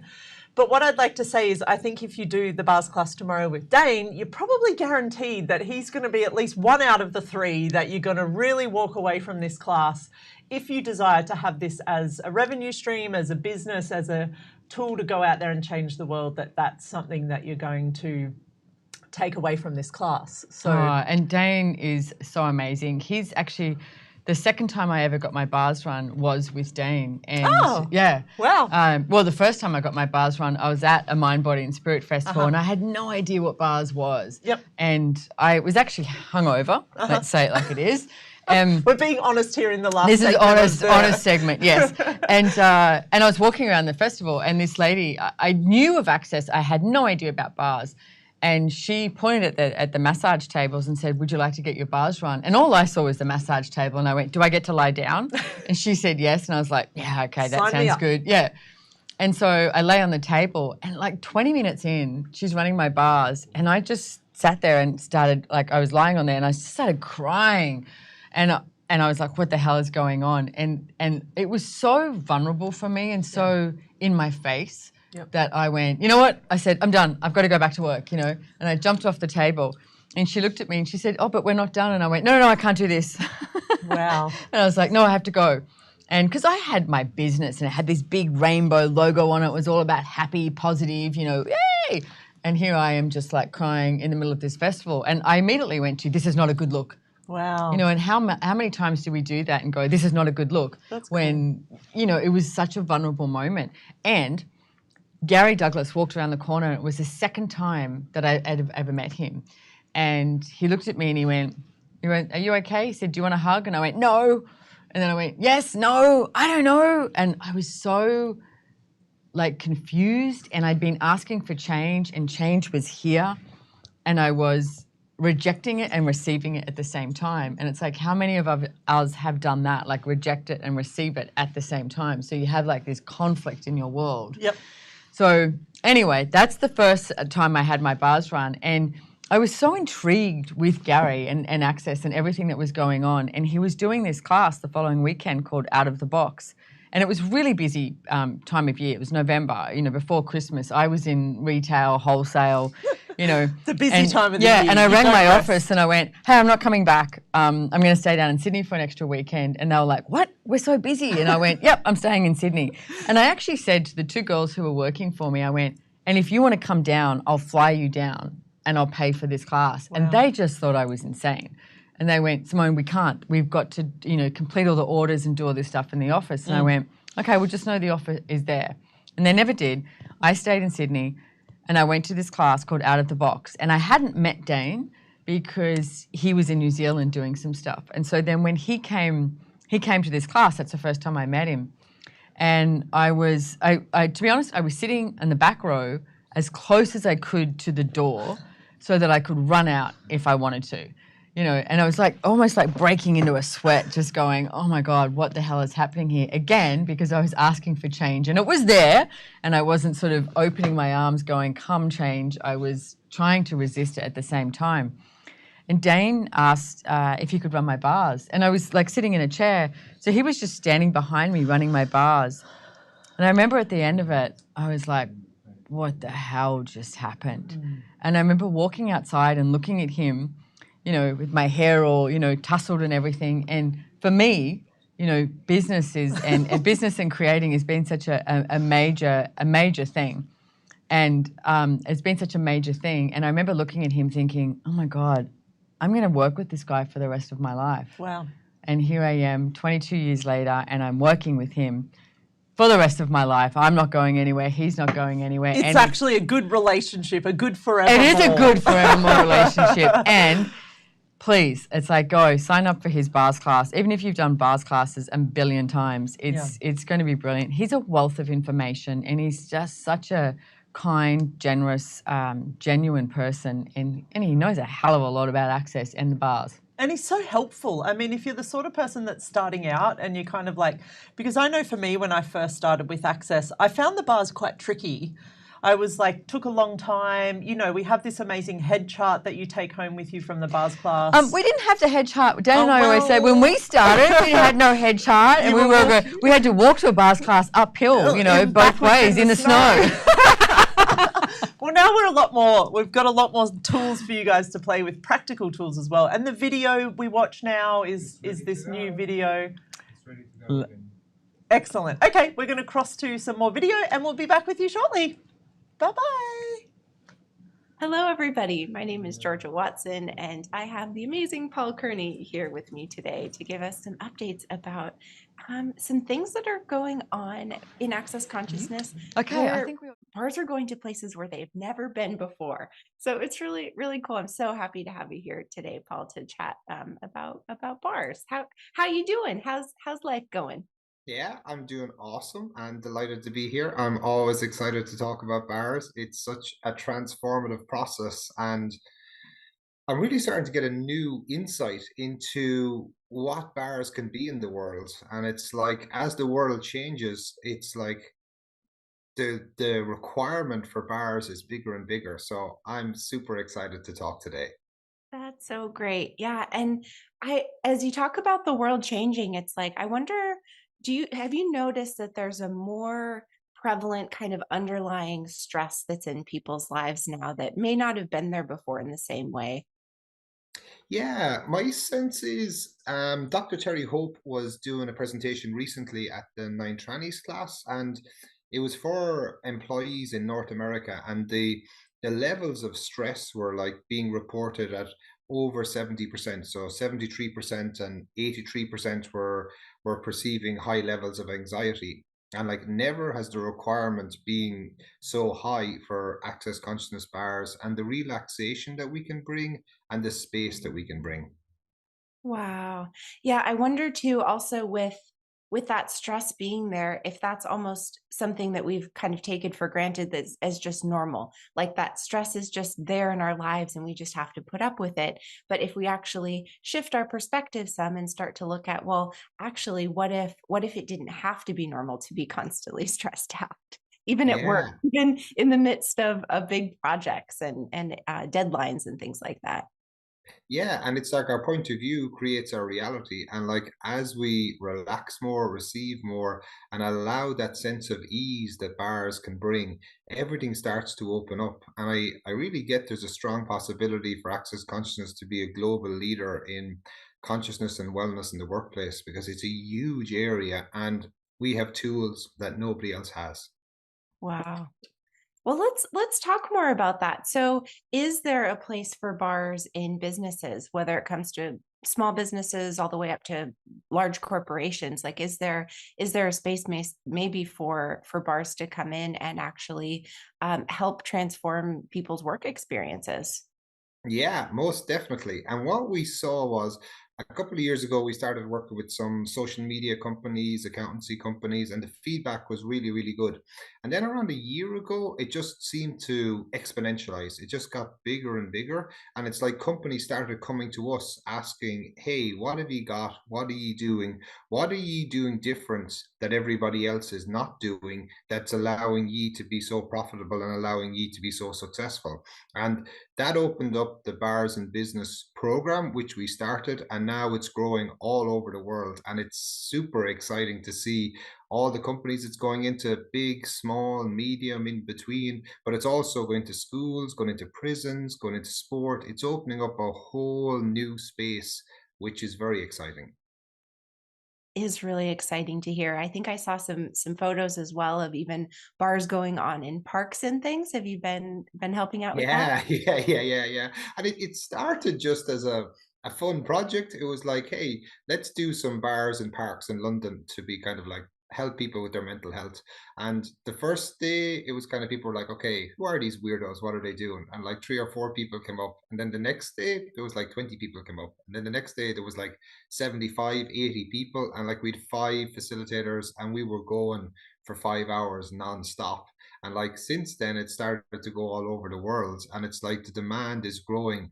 And it's meeting a need. Like my sense is like Aristotle says, like when you when your passion meets the need of your community, then you found your vocation. And it's like, I get there's so much possible for us because we know what's possible with the bars and everything is open. And it's like, it's an exciting time to be alive, and we have tools that nobody else has.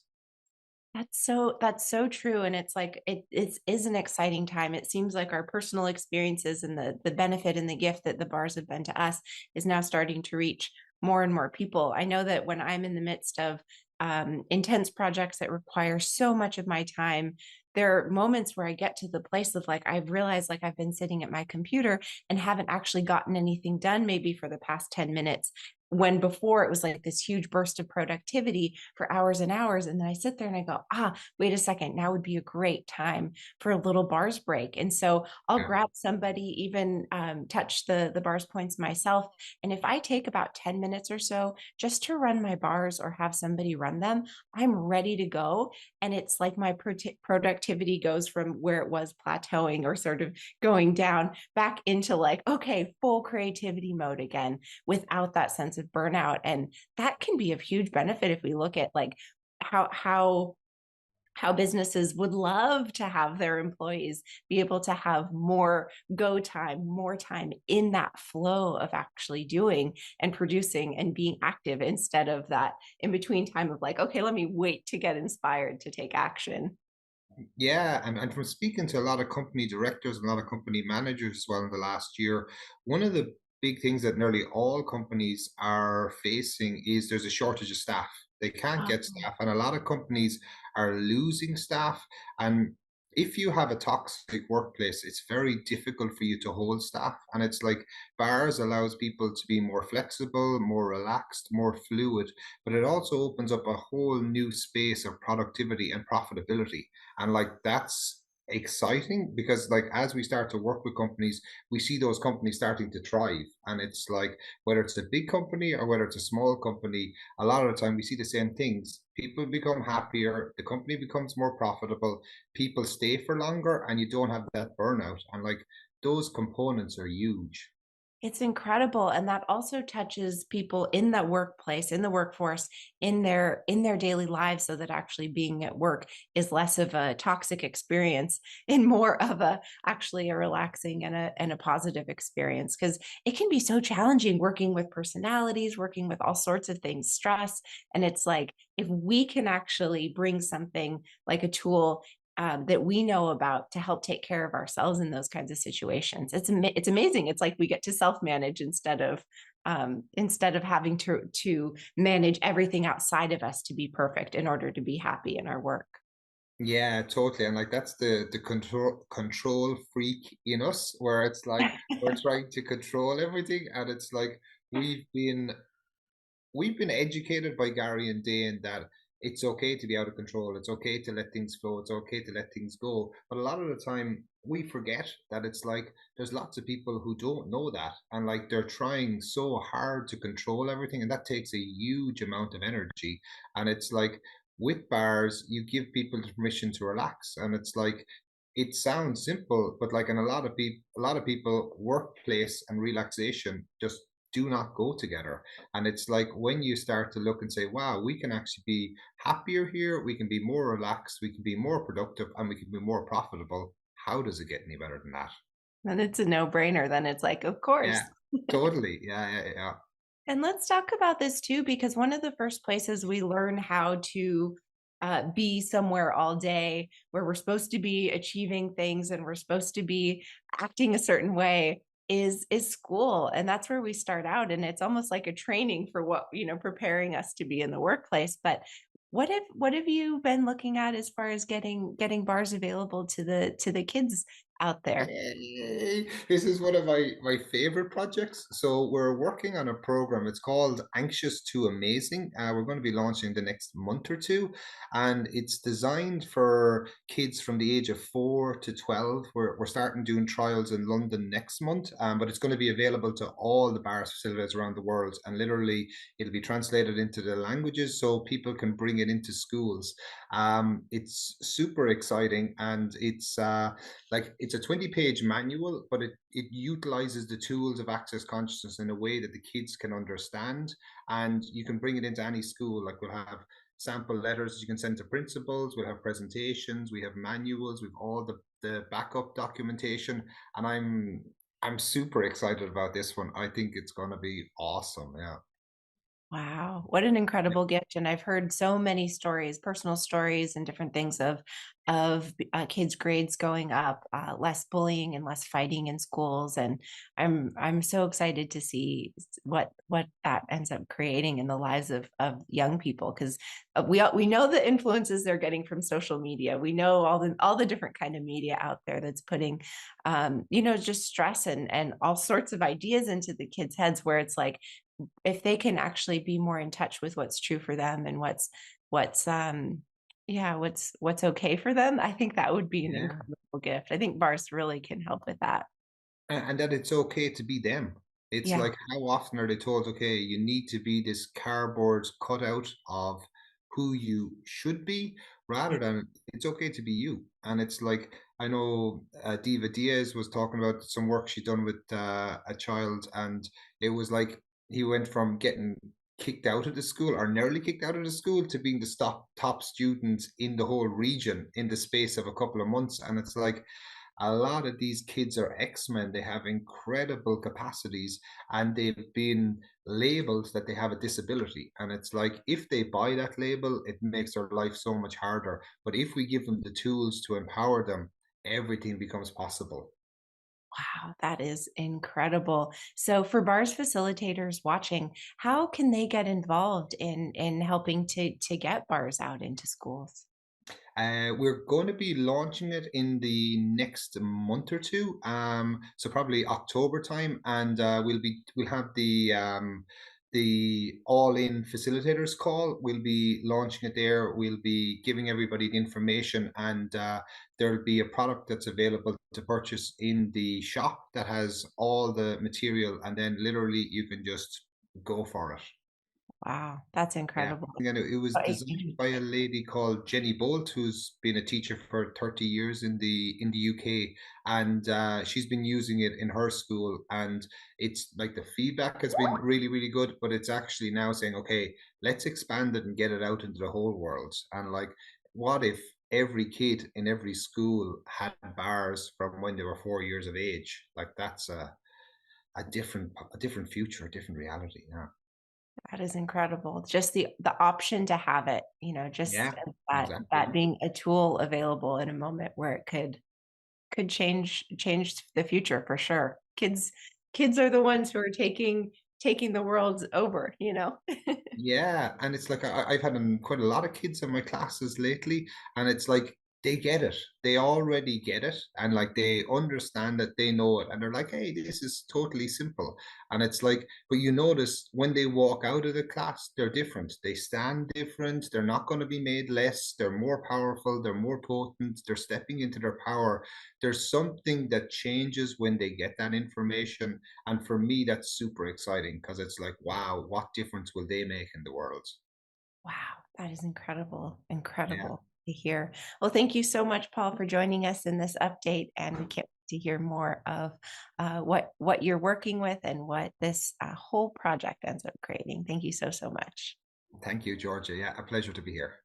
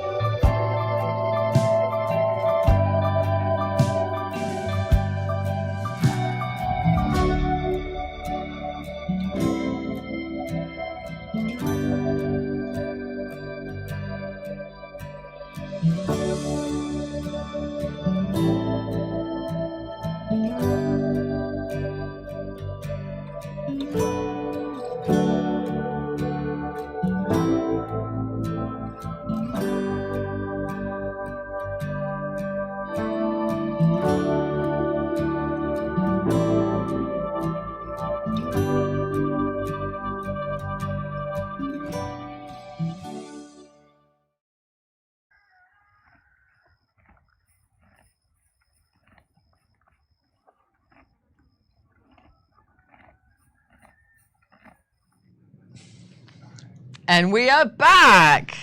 But we are back to actually say farewell, ladies and gentlemen. I don't want to leave. And the fun's not over. We're only finishing up here live for you in Australia, but very soon you're going to be taken over to our beautiful hostesses all the way at Castle Borgone in Europe. Yay! And I just want to say to everybody, you're not wrong. When we stop here, we're going to do the little switch over to Europe. So the camera's going to be switched off for a couple of minutes. And all translate. If you're getting translation at the moment, it's going to take a couple of minutes, okay? So 2 minutes, you can go pee in those 2 minutes. And don't forget to refresh your browser, okay? You haven't lost us. Because if you're anything like me, you'd go, oh my God, it's my fault, you know, the tech stuff. Nope, it's not. We'll be switching over. So, guys, thank you so much for being here. And I want to say thank you so much to the crew here. Do you guys just want to do a quick run around? Percy? You need to meet the behind-the-scenes folks. Yaku, here we go. Here we go. Here we go. Into the camera. Here they go. Here they. That's all you get because they're so busy they need to get back to their stations. That's the crew. Goodbye, everybody. Over to Europe. Bye-bye. Access